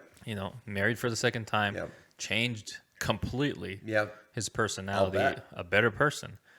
He'd admit it. And my mom, she was done with being married, and now she's a happy person, free bird, like she was born. How old were you when they divorced? 13. How about that pivotal 12, 13. age for a kid? Yeah, it screwed me a little bit, and me and my brother both paying for it. And I feel like some of the walls I put up, going back to that conversation about being able to go through shit. Yeah, I think it started there. And what do you think the single biggest wall is that you put up as a result of that divorce experience at 13? So you may be able to help me define it better, but for me, the way I envision it, the way I imagine it is, well, I can go through pretty much anything now. So there's an emotional protection wall where something happens, people around me I've noticed perceive it as bad, and I'm like, meh, I have energy to help you get over this. I have positivity to keep going because I didn't allow myself to feel anything. Sure. It helped me in a lot of things in life. Well, let me ask you this, though. When you're 13 and going through that, is it that you're not allowing yourself to, I mean, let's break that down. I'm not allowing myself to feel.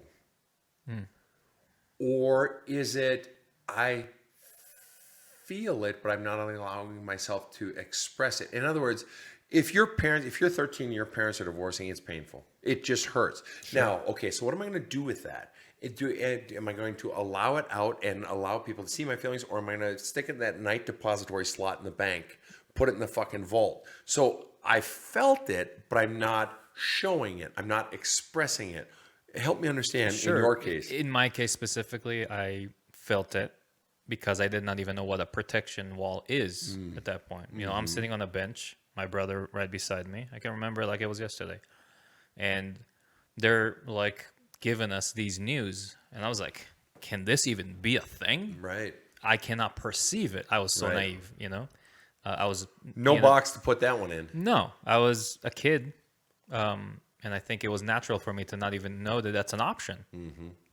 You know? Right. When I came to the world, right. When I came to the world, there was two of these folks, you know? Yep. One had a beard, the other one had long blonde hair. Right. And they were the obvious thing for me. There's nothing else other than that. So I never considered or bothered considering that could break. Yeah. When that broke, that was painful, very painful. I remember, crying immediately. It took nothing to, turn me into tears. Good for you. Yeah, unfortunately, I haven't been practicing crying since then. So that's my next point is that, people experience grief and sorrow in many ways. For me, and again, this served me in positives and negative ways along my life, and now I'm learning to deal with it, but I've just turned concrete, iron dome, whatever you want to call it. It was just nothing can come through. Because when I feel it, it hurts so much? That must have been subconscious because the result is what I know to observe today. Right. I don't think I've made any conscious decisions at that age. I just said, I didn't say anything. I just remember that the next painful thing was like, whatever. Yeah. And I could not feel the good and the bad. So if we look at feelings on a spectrum, when somebody was madly in love. So you were numb. I was numb. Sure, that's a great point. When did you stop being numb? When you met the woman that became your wife? She helped me just to start rolling out of it, but I'm still recovering from some of that. Right. I don't feel, if there's a spectrum of extreme sorrow and extreme, let's call it ultimate sorrow and ultimate love and happiness, my spectrum is trimmed out. I don't go mess around the edges. Sure. Too dangerous. Sure. Vulnerability won't allow it. So it's fear of experiencing what? The pond of risk is that if I dabble in that, I have fear because something might happen. What is it that you fear happening? Feeling those feelings? I guess. I guess it was so devastating and so crushing. Right. There's a few, I can count on one hand the times I felt extreme pain. Sure. And they all occurred under the age of 16. I believe it. After that, and many bad things happened, including, horrible war horrors. Sure. That just bounce right off of me like a shield of iron. And so you've just made testament to what I was talking about earlier, the power of those early experiences. Sure. To form us into something, and where what I do in my work is helping people to begin to open up that vault and let it out. And this is one of the reasons this had come up earlier in our conversation. This is one of the reasons I enjoy working with older people sometimes better than 20-year-olds, and I love working with 20-year-olds and 18-year-olds. I do. And they're molding just fresh minds. If they're truly ready and right, because they're about to save 20 years of their lives. They're so smart. If they're willing to actually be malleable, they're so smart. But one of the difficulties I have in working with people that age is a few things. One, they still think they know better to some degree. Two, they haven't tried that know better enough times to realize, oh shit, I can't solve this equation. Sure. So when I get somebody who owns a hedge fund or somebody who is an Olympic, I'll just choose a sport randomly, figure skater. Or when I get someone who is an academic at, Harvard or, Oxford or whatever, coming to me at 42, they've tried everything else. They've tried their already own know. willpower, and they know I can't do it. And I've tried other therapists. I can't solve this equation, basically. And I'm coming to you, and I trust you. And they open and they humble themselves. And if they don't humble themselves, I humble them very quickly. Because I'm not there to fuck around. Don't waste my fucking time. But a 22-year-old still thinks that, oh, this is one more theory in a pool of theories. Sure. Or they're not hungry enough. Their pain hasn't broken them enough. That's a good That they're hungry to do the fucking work. And I'm not quite sure how we got on that, but I enjoy working with the young people because of what they can save, but I enjoy very much working with the older people because they're hungry, they're ready, they've had enough pain. And this I want to make a point here. And this gets to something I've done TikToks on, written about in my books, the power of pain. The transformative power of pain. And in a few of my TikToks, I talk about what I call the fuck it point. Sure. That where the pain of a situation, a relationship, a career, parenting situation, child situation, whatever it might be, life, where it accumulates, and it gets so bad that all of a sudden I reach a point that there's no thought involved anymore. There's just this shift. It's just, and it's just like, I don't care anymore. It's like all of a sudden today, I now have the courage to do what just yesterday I was terrified to do. The fuck it point when you no longer care anymore. It's like, fuck it, I don't even fucking care anymore. Where you have the clarity. Sure. I have that personal experience for sure. You have. What was your experience of it? You call it the fuck it point. For me, it was just a rock bottom point. You know, I was dealing with PTSD. The pain. Sure. And pain takes many forms. Right. Frustration, exasperation, financial ruin, whatever. How would you define your pain that led to that breaking point? So it was around the PTSD issue. I've already been through war, out of war, back in civilian life, and carrying that baggage I was not aware of, not very consciously anyway. And it was starting to, pay its dividends, slowly but surely. It started with, having this feeling like something is like clenching on my brain, and really physical features, and then panic attacks, and it got worse and worse. And the more it got bad, the more I denied it. And here is where we get to the rock bottom story, because I wasn't going to take care of it. I wasn't going to treat it. Going to therapy was a joke. I was like, therapy? Right, pussies. Wait, they're going to fix my brain through talking? Right. Just give me a fucking break. Yeah. Right. They have some tarot cards for me? Right. Just fuck get the fuck out of here. Right. Yeah. So this is where I'm at that point. And it gets worse and worse and worse. And I go through school and it gets worse. And it gets to the point where I already met Rachel, my wife today. And she says, hey, you're having this thing where you just black out like for multiple minutes sometimes. And sometimes you're like fully awake and you talk, stuff, but then you come back and you're not even there. Holy shit. Yeah. So this is no joke anymore, Wow. And I'm like, what? So in my head, But it's someone you trust, and she cares. so this and is where the she's telling the confusion truth. gets. Right. This is, I think, that also helped induce getting to rock bottom a little faster, maybe less Was what? lethally. Her, putting it in my face, Wow. not in a An asshole way, but in a loving, course. concerned, sure. right? She was strong concerned, way. Yeah. but I was in denial. I was like, heck no, this is not happening, and it was such a strong defense mechanism. I'll have some more too if you All want. right. Sure. That I convinced myself that it's not happening and forgot about it faster than you can imagine. Wow. It only starts changing that story when this developed into such a bad thing that I've been getting seizures where this is all psychological. I fall to the floor and lose consciousness. Oh, shit. And then wake up and on the floor, still very foggy, but somebody tells me, hey, you just fucking knocked off over a fucking coffee table. Holy shit. Yeah. So this happens 2-3 times. I know it's a problem now, but I'm not willing to do anything about it yet. And let me interrupt. Yep. what's the feeling you're feeling? Is it embarrassment of having knocked over a table Oh and my people gosh. saw it? Or is it anger? Or is it fear? Or is it what's betrayal? What is the feeling? What are you feeling? You mentioned a lot of things that go in that box. I think that the one most significant one was embarrassment. Like, but betrayal is also there. Like betrayal of my body in me. Like, what? Why is this happening? Like, Yeah. I'm failing. Yeah. Why is this? So it's a lot of things. Shame, disgust. Okay. You know. So I interrupted. So finish your story. Yeah. So No, we're your getting friends there. are telling you you're having these blackouts. You're on the floor. You're feeling all these feelings. Then what? Right. And then, it's the beginning of figuring out. Okay, I'm gonna have to do something about this. Because why? I guess. What finally pushed you to, I need to do something about this? What was it? I don't like how this makes me feel?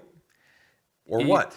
I think it was the realization that this is a manifestation of post-traumatic stress disorder. What put you over the edge of admitting this is It was a specific seizure.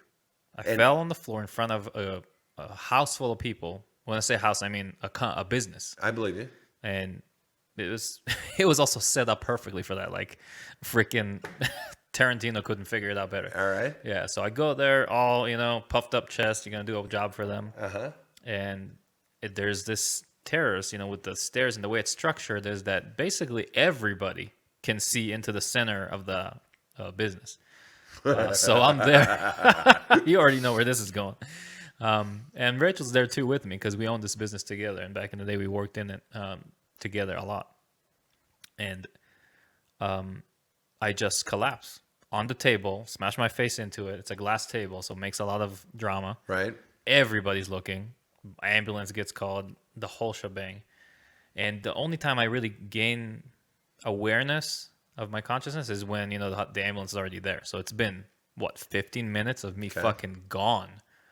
No one in the house to fucking take control over the wheel, you know? Right. That scared me. Right. That's the moment where I said, no more. I have to do something about this. Because what? Because you felt what? Lost control. I felt like I'm no longer the master of my own body. It was shameful. So you felt out of control. You felt shame. Out of control is a big one. Now that you said it and I had, I heard it through your words, I'm a control freak. Wow. I fucking hate losing control. That's why I don't like doing weed and all that kind of stuff. When growing up, people did it. First time I was like, ugh, I feel like I can't control myself. This sucks. I don't like this at all. I like to be in control. Not always a good thing, but I hold on to that shit with dear life. That's why panic attacks fucked me up so much too, because that is a loss of control. Right. Unless you give into that, which is a learned skill to some Right. PTSD veterans, you suffer. At the end of the day, it's what moves us, Do you believe that? What do you believe moves us? Let me ask you that question. Just Because because you said it. At the end of the day, it's what moves us. What moves us? Let's run with that. I'm a little biased because I just read Ernest Becker, who's, he wrote The Denial of Death. Yes. Love that book. Yeah. And so what do you believe? Having read that, what do you believe? At least today. Per my current thoughts, I think that we're moved by the fact that I think we're not even aware of it nearly as much as we should be. Some not at all. But we're wanting to escape death in one way or another, mostly symbolically or metaphorically. And so what is the death you're trying to avoid? What is, there's physical death, but what is the death that, assuming physical death is not a likely reality for you anytime soon, then what is the thing for you that is as bad as death that you're trying to escape for you personally? Well, first of all, physical death is certain for all of us, whether it comes soon or Right, not. but you're 30, whatever. Come on. Sure. Okay. So, but you said in one form or another, when you were talking about death, you said in one form or another. I thought you were implying that it could be Symbolically. Thank you. And that's what I'm asking. So what is the symbolic death, or what is the other type of death, short of physical death, that you are spending your life running from or trying to mitigate presently? Well, given that we're social creatures, I think that losing the approval of other, your most important person, or the tribe, and then that's because of your most important person. That's death. I mean, Right. because we are social Yes. creatures. Agreed. Interesting. That's what I think. And then in one way or another, we want to transcend that. I heard a quote recently, and it's a quote. Fuck, she just had her birthday. I listen to Writer's Almanac every day. Garrison Keillor is brilliant. And he was talking about, Atwood, Margaret Atwood, something like that. And her quote was, excuse me, her quote, and I'm going to butcher it now. That's what we do. She says something along the lines of, a man's greatest fear is to be laughed at by a woman. A woman's greatest fear is to be killed by a man. Therefore, a man will expand himself, brag and McLaren automobile and all that, expand himself out of fear of being laughed at, and a woman will contract herself, hide, out of fear of being killed. Wow. That's powerful. Isn't it interesting? That fear of being laughed at as men. That doesn't surprise me once a bit. I don't know why the fuck that is. Why is that? We must have been, raised on a pedestal so fucking high that we think that if we leave that little circle, then we're going to fall to the depths of hell. Well, then let me ask you the $64,000 question. If you're to be totally honest, now we're just fucking around. Now Sure. we're not having an intellectual conversation. Now we're just fucking around. I think those are the best. All right, fair enough. What is the one thing above all else you personally most fear being laughed at by a woman for?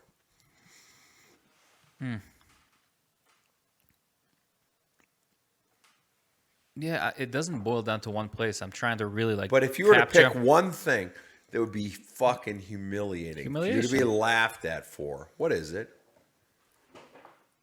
What is the thing that I don't want to be laughed about, or what is the Yeah. feeling that I don't want to be feeling? Well, the feeling of being laughed at by a woman is fucking humiliation. And Right, okay, we know that. What is the area? Because there's so many areas I could be laughed at for. So if a woman laughs at me for driving a crappy car, for me personally, But if a woman laughs at me, easy, because my penis masculinity. doesn't get hard enough, for me, my sexual performance, that's pretty much near the top for me. So what is it for you? Sure, I was gonna go there. Masculinity is in a general. You mean sexual masculinity? So masculinity is a general statement, and then inside of that, when you go further and further towards the bullseye, it really has to do with the fucking penis, man. Right. There's nothing I can do about it. Well, isn't that interesting? Did you see that TikTok I did? And it had nothing to do with me. I was talking about By the way, I'm pretty average, so. What's that? No, I am average. And it's funny, when I first met my girlfriend, we met on OkCupid. Yeah. And I don't believe I'm in married doing off a Tinder. whole what's so that? I'm married off Tinder. So. All right. I don't even know Tinder. Didn't exist when I was back there.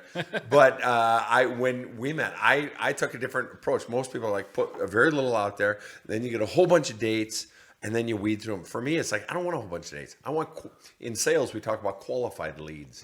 So I put so much out there. I would get women contacting me saying, listen, I'm not interested in you, but I got to say that is the single longest fucking profile I've ever seen in my entire goddamn life. Everything. And I even put my penis size out there. And I said, it's not fair to women because I can see your breast size and your ass size, which is more important to me. You know, I like small butts. And but you can't see my penis, so I'm just going to put it out there. Hey, here's because a if you like big dicks, I'm not your guy. I'm so average. I literally am just 6 inches, average, boom, done, nothing special, no wide girth, no hook, no. Where the fuck was I going? I was about to make a fucking point. Okay, Cupid, putting it out there. Fuck me. Well, vulnerability about vulnerability. Yeah, and thank you. So this buddy of mine, so I was an NCAA coach, and one of the coaches that I counseled, there were many coaches, we were colleagues, but I also counseled them. One of them became a very, very dear friend of mine. His name is Mike Navarre, Dr. Mike Navarre. But at the time, he wasn't doctor yet, and he was getting his PhD at the University of Minnesota in sports psychology. And the essence of his thesis, when Mike came out of college, he did his GA, graduate assistantship, under Anson Dorrance, who was the women's soccer coach at North Carolina, and one of the epic fucking women's soccer collegiate Division I programs in the country, right? And Mike was a GA under him, and so Mike comes to this college where we were working when he first started, and he was both the men's soccer coach and the women's soccer coach. And then the programs grew. They got more money. They split them, and they said, hey, Mike, administration said, which one do you want to coach? He said, I'll take the women's. Fair enough. And time elapses, and then I'm on the scene, and he's working on his PhD at the University of Minnesota, sports psychology. And the question he was attempting to answer was this. What is the fundamental difference between coaching female athletes versus coaching male athletes? Now, this is somebody who had done both at the collegiate level. He had been in a D1 program, successful D1 program. So what he did was he went for his PhD research, and he interviewed all of the coaches in the NCAA Divisions 1, 2, and 3, whether they were 60 or 30, whatever that number was, and a questionnaire, and fundamentally attempting to discern from them what's the essence. Because I don't know how you would set up some psychological test or whatever, so it's like, let's just go to the people who are actually in the trenches. Sure. So he invited me to his oral defense of his PhD, all of his work. 5 years later, I'm there. His wife is there. One or two of his other friends. Excuse me. And we're there. And there are, I believe, 3 women and 2 men professors at the University of Minnesota, a prestige U.S. university. And he presents all of his research. And he is approved. He's given his PhD. He's now Dr. Michael Navarre. And all of his research boiled down to this. 2 sentences. Or 1 sentence with a semicolon. And I use this in my counseling practice with couples and so forth. Female athletes need to feel accepted before they perform. Male athletes need to perform before they feel accepted. Wow. And here we are talking about penis size and sexual prowess and performing that I have to do Before I get accepted. before I'm accepted. Whereas a woman, generally, and there are exceptions. Of course, there are exceptions to every fucking rule. Of course. But women often I love that. need to feel accepted for who they are before they perform. Before they open up to even show you what's in. Open up and actually engage. Yes. First safe space, then perform. Exactly. So if you're a coach of male athletes, you know, you telling Billy how great a boy he is, it's like, that's nice, but he needs to feel he earned it. Whereas Susie, if you want to build a team of Susies and Patties and Paulies and Sallys, build community among them. Family acceptance, community. Yeah. And watch them perform. Wow. That's powerful. And it says a lot about our society as a whole, not just sports teams and athletes. That's right. It says it about their relationship, too. Well, and it says it about what we were talking about immediately before that caused me to bring it up, this notion of fear of being laughed at. This doing, that if I don't do well enough, I can't be accepted, and she's laughing at me. And whether it's, you know, sexuality or job and so forth. So much of the male identity and sense of worth is I have to do something in order to earn it. In other words, I intrinsically, by being, that's not enough. And to me personally, fuck that. I mean, I'm all for doing, and I spend my life doing, but it's just like, do you love who the fuck you really are? Right. As who you really are. Gotta And start there's there. nothing harder than for a doer to become a beer. To throttle back and say, and to become enraptured with who they are as a human being. Just who I fucking am. And it's hard shit, man. Let me ask you this. What percentage, if you were to put a percentage on it, what percentage of your value that you ascribe to yourself is based on what you do versus just you liking yourself, who you are? What was the first parameter? What percentage of your Actions? no. What percentage of your value of yourself is based on what you do versus just who the fuck you are? Oh, Your love of self. way too high on actions, what On I do. doing. Okay, Yeah. what percentage? 67%, 83%, 49%? What are we talking about? If it was just between the two, Doing and being.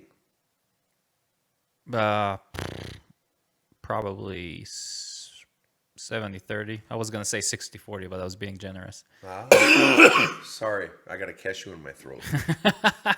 Still that stuck there. Go ahead. Spiritual, but not religious. Mm-hmm. What's the story behind all that? All right.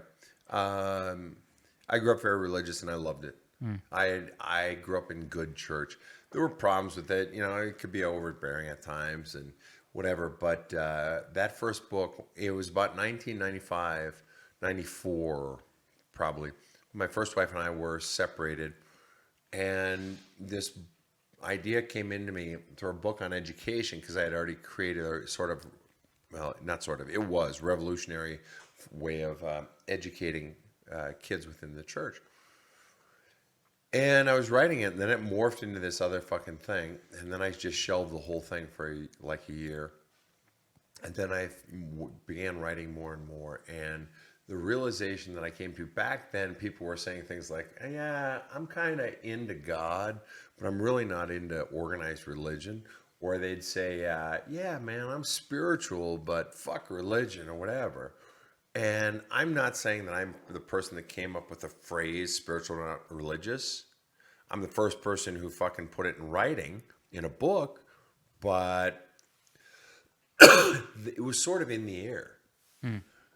We as a society, we're trying to find this thing because religion, it has done a lot of great good. And I believe in the power of religion when it's done well. I mean that. Sure. And I'm not just saying Christianity. I'm saying Buddhism. I'm saying Jainism. I'm saying Zoroastrianism. I'm saying Judaism. And then it just began to coagulate. And I wrote that book when I was living in Berkeley, finishing seminary. I wrote it over the course of a few years. And it's fundamentally the belief that America, and I can't speak to the rest of the world, that so many people are disenfranchised with religion for what I talk about, the 7 secrets the church is terrified to tell, that there are 7 reasons why people are disenfranchised. One, obviously all the scandals, that's one. But even bigger than that, what I believe is that the theology does not resonate as something that has an effect of changing my life. Mm-hmm.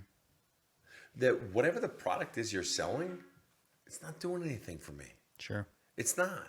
And so people have become, they say, the way I characterize it, and this was 25 years ago, but they feel a resonance with God, with the spirit of the universe, with each other, with self. But the way the church or the synagogue or the fucking mosque has characterized it doesn't resonate for me. It doesn't meet my needs. And so I didn't intend to start a movement. I intended to write a fucking book. But the movement really was already growing. I just put it into words. And now, yes, it's definitely become, it's easily the single largest spiritual religious movement in the history of the United States. Indisputable. There's no movement in American history bigger than this one. So many people leaving organized religion and saying that they are spiritual, and maybe some say I believe in God, or I believe in like universe, or I believe in spirit, or energy, something, vibration, exactly, power, the force, whatever.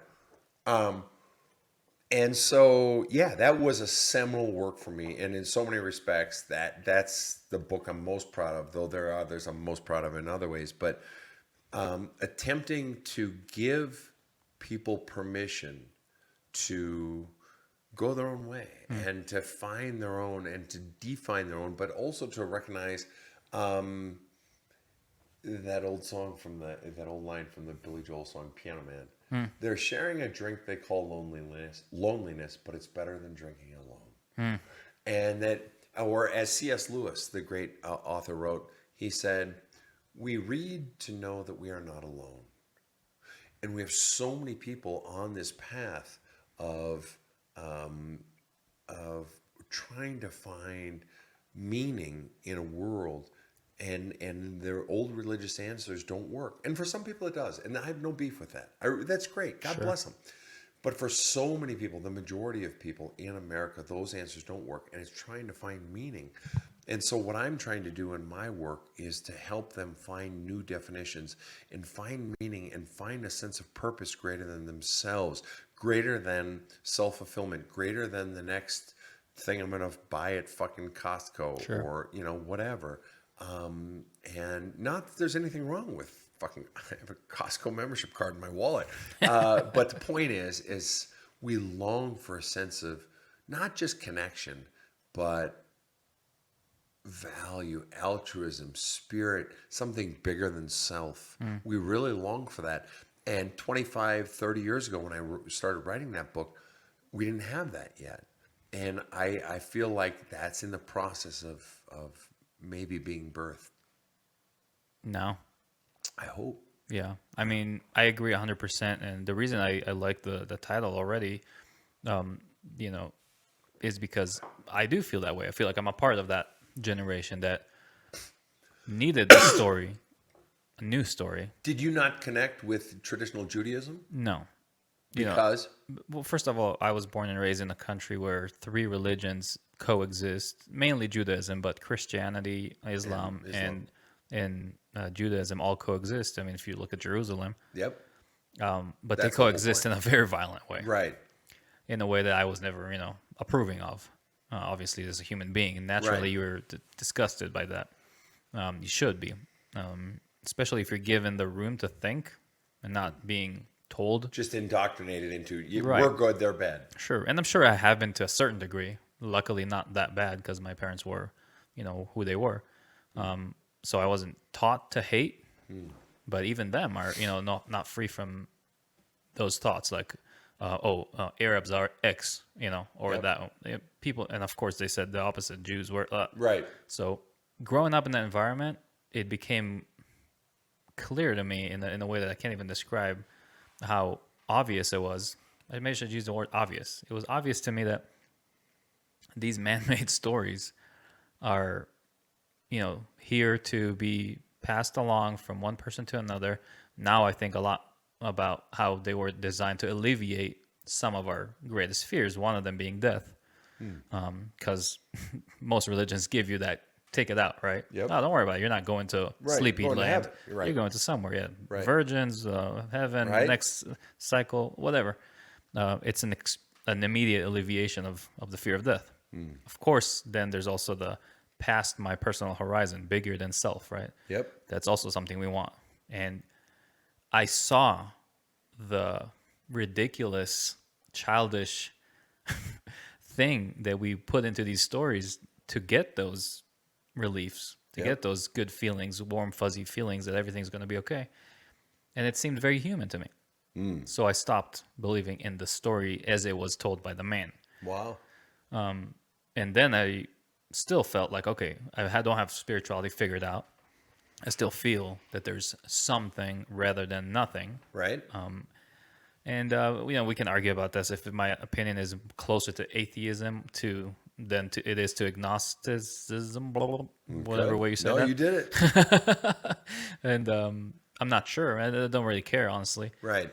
The point is, there's stuff we haven't figured out. Right. There's something going on in the air when you close your eyes, stuff that our senses don't pick up. I'm not going to go deep into that rabbit hole. Yeah. But I feel that there's something. Yeah. And that something is not religious. It's not religion. It's just, it feels too man-made. It feels like where I was born is going to dictate my religious It's religion. My belief is based on whether I'm from this county or another country. Yep. So if I was born into a certain area of India, Right. I'm Hindu. Or, next door, Islam. Right. Israel, most likely Jewish. America, most likely Christian. And each and one of those is so lucky they were born into the right religion. Right. In that place, yes. Isn't that awesome? Yeah.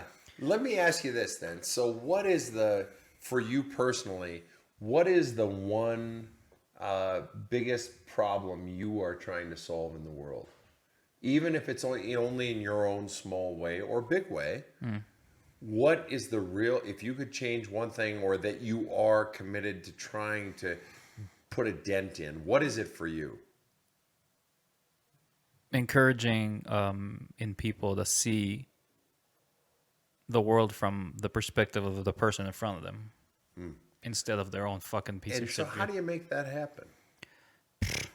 That's a good question. I think I'm going to learn during the How do journey. you believe at the moment that the best way to help people listen and be present to and hear the person in front of them, what at this moment, and recognizing you'll grow and change as you get older, Sure. get wiser, but at this moment, what is the best way to make that happen? What do you believe? I think it's a mix of things, and they all are weighted differently in my pie of important things. But it has to start with, the foundation has to be made of somewhat, our ability to be kind, which inevitably is based on our ability to love ourselves. Because I'm Yep. not gonna be kind if I That's don't like right. myself. Right. And I guess, yeah, if we have to boil it down to the very last element, Yeah. it's self-love, which I feel like I don't even have figured out for myself. And what do you think personally, even though you say you haven't figured it out, and I respect your humility, what do you think the biggest thing is that is necessary to grow self-love in people? X factor. I don't know. Speculate, put it into words, take a shot knowing you could change your mind next week or tomorrow or 3 months from now. What do you think it really takes to grow self-love in people? What needs to be added? What needs to be deleted? What needs to change to grow I mean, one thing self-love? that would be helpful to delete, and I took this from Brene Brown. She's She's great. yeah, Love you know Brene her. Brown. Yeah, Well, vulnerability. You know, And why do you believe that is an answer to growing self-love? What's the connection for you? well, the connection is that everything that we're trying to promote here with self-love, kindness, being able to see someone from me from being able myself to see someone else's perspective while I'm talking to them, active listening, stuff that maybe Yeah. was natural for you, Yeah. being taught by your mom, Yeah, and most yeah. of us don't get that privilege, Right. is putting yourself in a vulnerable position, meaning if I don't just jump back and attack at what you say and have already something figured out to respond to that, then I'm in a vulnerable position, because I'm taking the time to listen to this person, caring about them. So if I'm hearing you correctly, and correct me if I'm wrong, I don't mind being wrong. Sure. What keeps people from the real connections and submitting and being vulnerable and really opening up and having those true connections is the fear that if I show my underbelly, you might hurt me. Not so much that somebody would definitely take a poke at you and try to hurt you, but I guess the potential to to be exposed, Be exposed. and then whether somebody has ill intention or not, the fact that you're exposed puts you at greater risk. Yeah, that's right. The fear of being laughed at by the woman Sure. or killed by the man. Yeah. It's interesting. It's very interesting. And I feel like this is what's driving our situation right now, like our division in society. So we're so encamped in our little stupid camps. Right. And for what good reason, I'm not totally sure. Obviously, it's strong enough to happen. It's strong enough to manifest. Yeah. And we're being taken advantage of by new ways like technology and, fast-moving information. Yeah, and we're taking advantage of, considering where that fast-moving information and technology and all those other things are created. We're living on the work of people in other places and so forth. But yeah, I agree with you. I agree with you. It's an interesting place that we're living in right now. Sure. The good thing, since we're talking about optimist and the pessimist, Yep. I wanted to go deeper into that, but we'll have to keep it for another time because we don't want to keep you away from Well, let's do the 2 minute. What's your question or thought on optimist, pessimist? I want to understand to the core what makes a pessimist, I guess, because we're talking about being rooted in your past. I think that if you're nurtured to, first of all, have self-worth, that's a good place to start. But to see every situation in good light and find the positive in it, you're going to turn optimist. Right. And if everything is a big drama and an issue, and look at what happened, and all the negativity around it is what we're focusing on, then, whether your natural instinct is to do one thing or another, I think there's a lot of room for nurture there. I agree, and I actually think you nailed it, and that is that that if you've been beaten down and had your ass kicked by life and criticized and so forth in your life, and tried to get love somewhere in there, and it happens early, that you believe, what's the point? Shit's gonna happen, and you keep trying to get out of the shit, but it's just like you believe that shit just happens. And that is, and forgive me, there's that old saying: when you're a hammer, everything's a nail, or when you're a Sven, everything is the parents' fucking fault. And it's just like somewhere in the child they believe it's gonna turn out bad or badly, and maybe not always, and you hope for better, but everything's bad somehow. And that's someone who's experienced a lot of pain. I grew up with parents who were the Great Depression in the 30s, World War II generation, grew up on giant farms, my mother a small farm. And it's just like we were raised on, look on the sunny side of life, find the good in anything, find the positive, and so forth. And I love that I was taught that. Sure. To find the good in anything. But as I've said in some TikToks, there's a downside to that. There's a downside to that. I was taught, find the good in it. It's no big deal. It'll be great. No, we'll figure it out. No, it's good. I'm fine. No, I'm fine. Right. So you get into adulthood, maybe even teen years, but you get into adulthood. No, I'm good. No, it's fine. No. It's wonderful. No, it's good. And you go down and you can make the best of anything. I love that my parents taught me that skill. Find the good, look on the positive. I can, my girlfriend presently, I try to be a source of encouragement for her, always finding the good, and so that's my nature. Sure. But here's the problem. Here's the but. You get far enough down the road of it's all good, it's all good. It's no big deal, and then you realize, I can make the best of anything, but I don't actually want any of this. This isn't what I wanted. I'm just making the best of shit. I want way over there. But I'm just making the best of shit. Yeah, I can make the best of shit. And hey, look on the sunny side and be positive. But it isn't actually what I want. And the real come to Jesus moment for the person who's been raised to be positive all the time is when they ask themselves the question, but is this what you really want? And do you have the courage to change? Do you have the courage to disappoint others, et cetera, et cetera? But no, I'm definitely a fan of being a positive thinker, as long as it's not, in the end, negating what your own soul is calling you to be, say, do, and become. Right. Yeah. So that's the price you have to watch out for. I mean, just being a pessimist, let's start with the optimist. Being an optimist in general has to come with a little bit of naiveness. Yes. And you would say the willingness to overlook at the very least. Sure. And the pessimist could also say he's more of a realist. Yep. Right? Because they're not going to be disappointed. They know how shit happens and blah, blah, blah. At the end of the day, both have advantages and disadvantages. Indeed. But my point is, in all of the cases, it's a decision to look at the world in a certain way because we're both experiencing reality the same exact way. Sure. Sorry, we're experiencing the same reality. Yep. But I'm interpreting it and taking actions and feeling stuff about it differently from a pessimist because that's my decision. But there's not really a fundamental difference in our reality. It's kind of like good luck and bad luck, right? Well, but I agree with everything except the notion of decision. I don't know that, let's just choose a 30-year-old.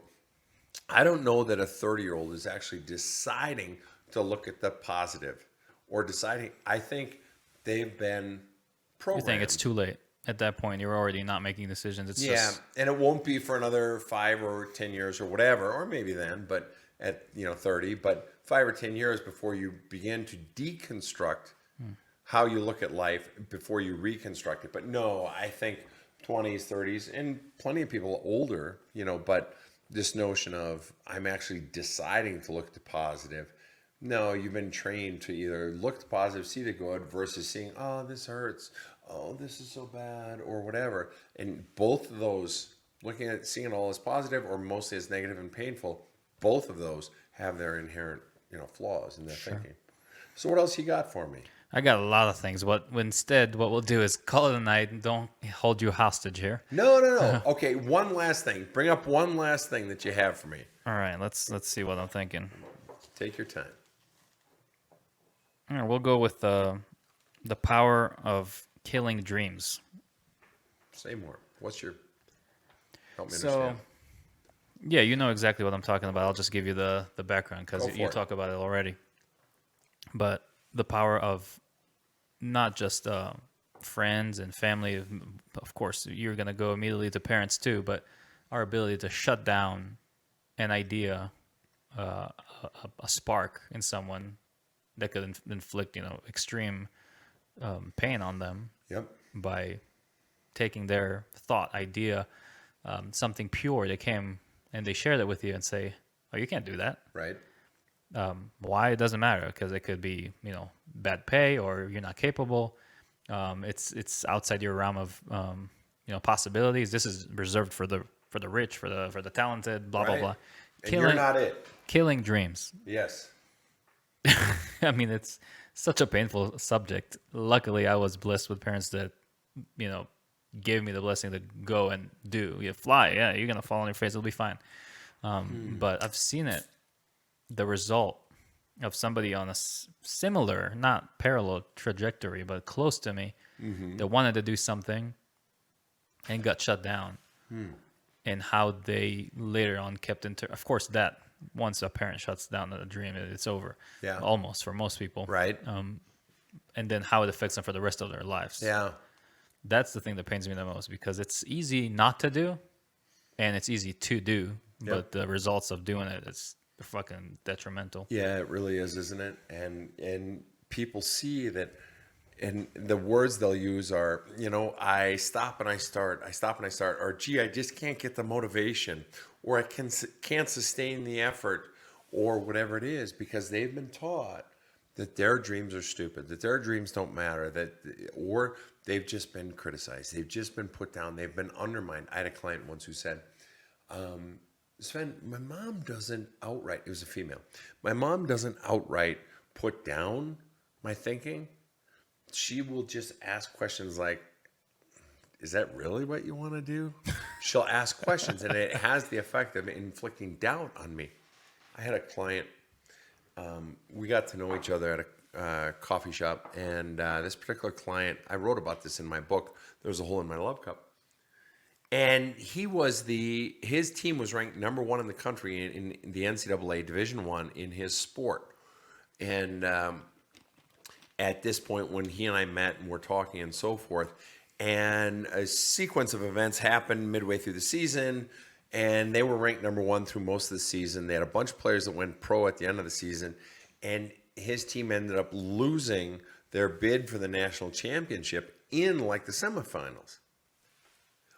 And he and I were talking after the season, and I pressed him with a lot of questions, and he couldn't figure out. He was trying to put it all together, and so on and so forth. And he told me about an event midway through the season where he had his primary player on the team. Like in some sports, it would be a goalie, or it would be the starting pitcher, or it would be the quarterback, or it would be the center striker, whatever.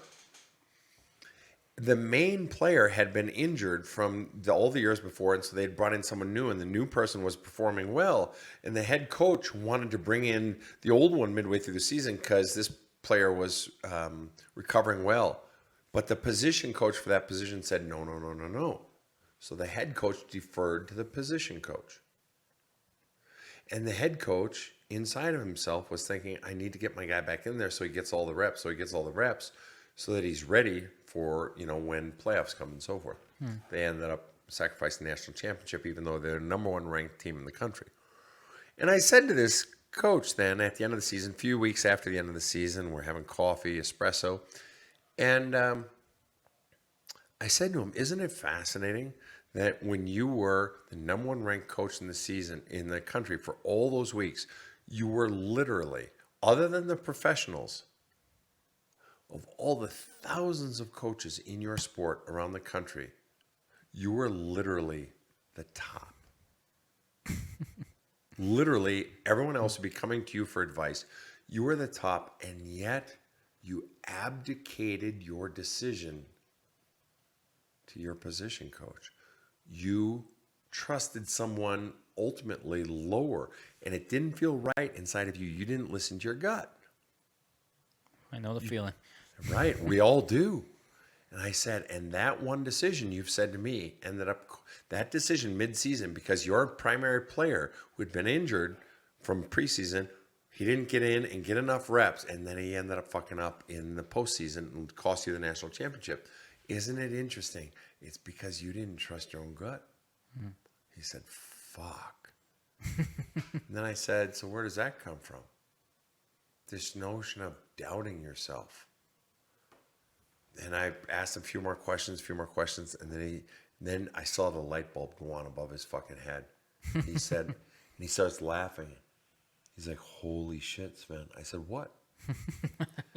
He said, so last 2 weeks ago, after the off season, or after the playoffs, every year I take my kids and my wife and we go skiing up in Vail.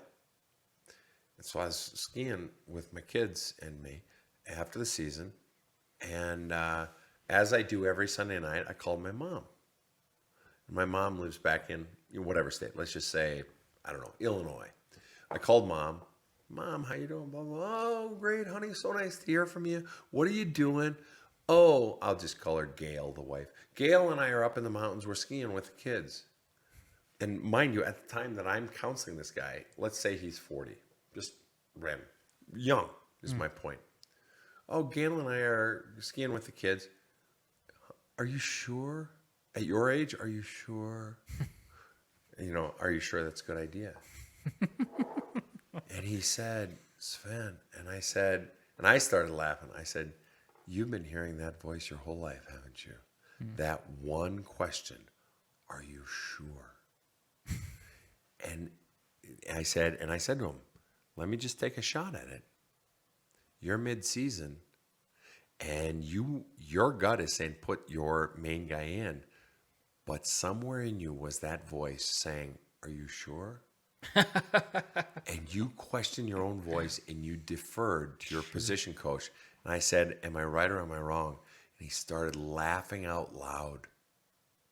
That answers the question. I said, that's it, isn't it? He said, that's it, Sven. Holy shit. I said, you're the top coach in the country in your sport, and you are questioning your own decisions. Argue for your limitations, and And sure enough, they're yours. That's right. But it was bred into him back when he was 2, 3, 4 years old. The power of parental messaging cost him a national fucking championship. Put it in perspective, right? Exactly. Jesus. All right. Tell people where can we find your content, books, etc. Sure. Good luck trying to get a therapy session with you. Yeah, right. Counseling. You can't find any of my shit anywhere because everybody's so mean to me in the comments. I run away. I've taken everything down offline. No, I'm kidding. On TikTok, it's Badass Counseling. On Instagram, it's Badass Counseling. On Facebook, it's Badass Counseling. On YouTube, it's Badass Counseling. Oh, easy enough. Yeah, well, I'm not real bright, and so I can't think beyond that. I have no. There's an irony in you calling this Badass Counseling, because we were just trying to break down the whole point of masculinity being dumb, and then there's an irony in it. Anyway. Well, no, there's no irony. Badass is soft and weak, not just a tough guy all the time. Yeah. No, it's the real badass. Yeah, it's the real badass. That's what I'm saying. You're right. Mm-hmm. And my website, badasscounseling.com. We have merchandise, and the books are there. Most importantly, I want to just take half a second, is the book, There's a Hole in My Love Cup. And that is not all, but most of my counseling method in one book. It's like 300 pages, whatever. And I did it for people who can't afford me, or people who are deployed overseas, because I've had soldiers over the years and sailors, and people who just prefer to do it on their own. I have do-it-yourself video courses on my website. badasscounseling.com. And I guess the biggest thing I want to say, though, is that the pain you're suffering with, the difficulties you're struggling with, the sense of I can't move, I'm unmotivated, all of that ultimately is driven by a belief system that was pressed into the cement of your soul. And that can be extracted. And I wrote the book for that. My counseling is for that. I've given like 500, 600 free fucking TikToks for that, or on YouTube and all that shit. But the bottom line is, whatever you're experiencing right now, your pain is not the ultimate reality. And it can be changed, and it can actually be changed. It doesn't require years and years and years and years, and it can be fucking changed, and that you can have new life again. But so many people fucking think that they can't fucking come out of this shit, and it's just not. That's how it feels when you're in it. It feels that way, and I've been there. I got the fucking scars to fucking prove it. But then you realize, and I created a method, and where it doesn't have to take years and years, that it can be accelerated, but it all boils down to, yes, your pain, yes, your fears, but ultimately the core beliefs you were taught about yourself and taught about life. And once you get those out and name the beast, everything fucking changes. Helps to also make a decision to want to help yourself. Well, and the pain will do that. When the pain gets bad enough, it's just we were talking about rock bottom or the fucking moment. Rock bottom. Fuck it. I'm gonna change this shit. Fuck this. I'm sick of this shit. Right. Yeah. Perfect. Sven, we've been going for 4 hours and 5 minutes. That's our record for the podcast. Oh, shit. And well, I've enjoyed it. It felt like we didn't do anything at all. It was awesome. Right? Yeah. It'll probably all be worthless in the end. Nothing's worth a shit. I don't know. But I don't believe it for no, a second. this is great. You're a good question asker. Thank you. Yeah, you're the thing. I'm just the place. You know what I mean? No, you're far more than that, dude. This is great. You ask great questions. Thank you. I appreciate it a lot.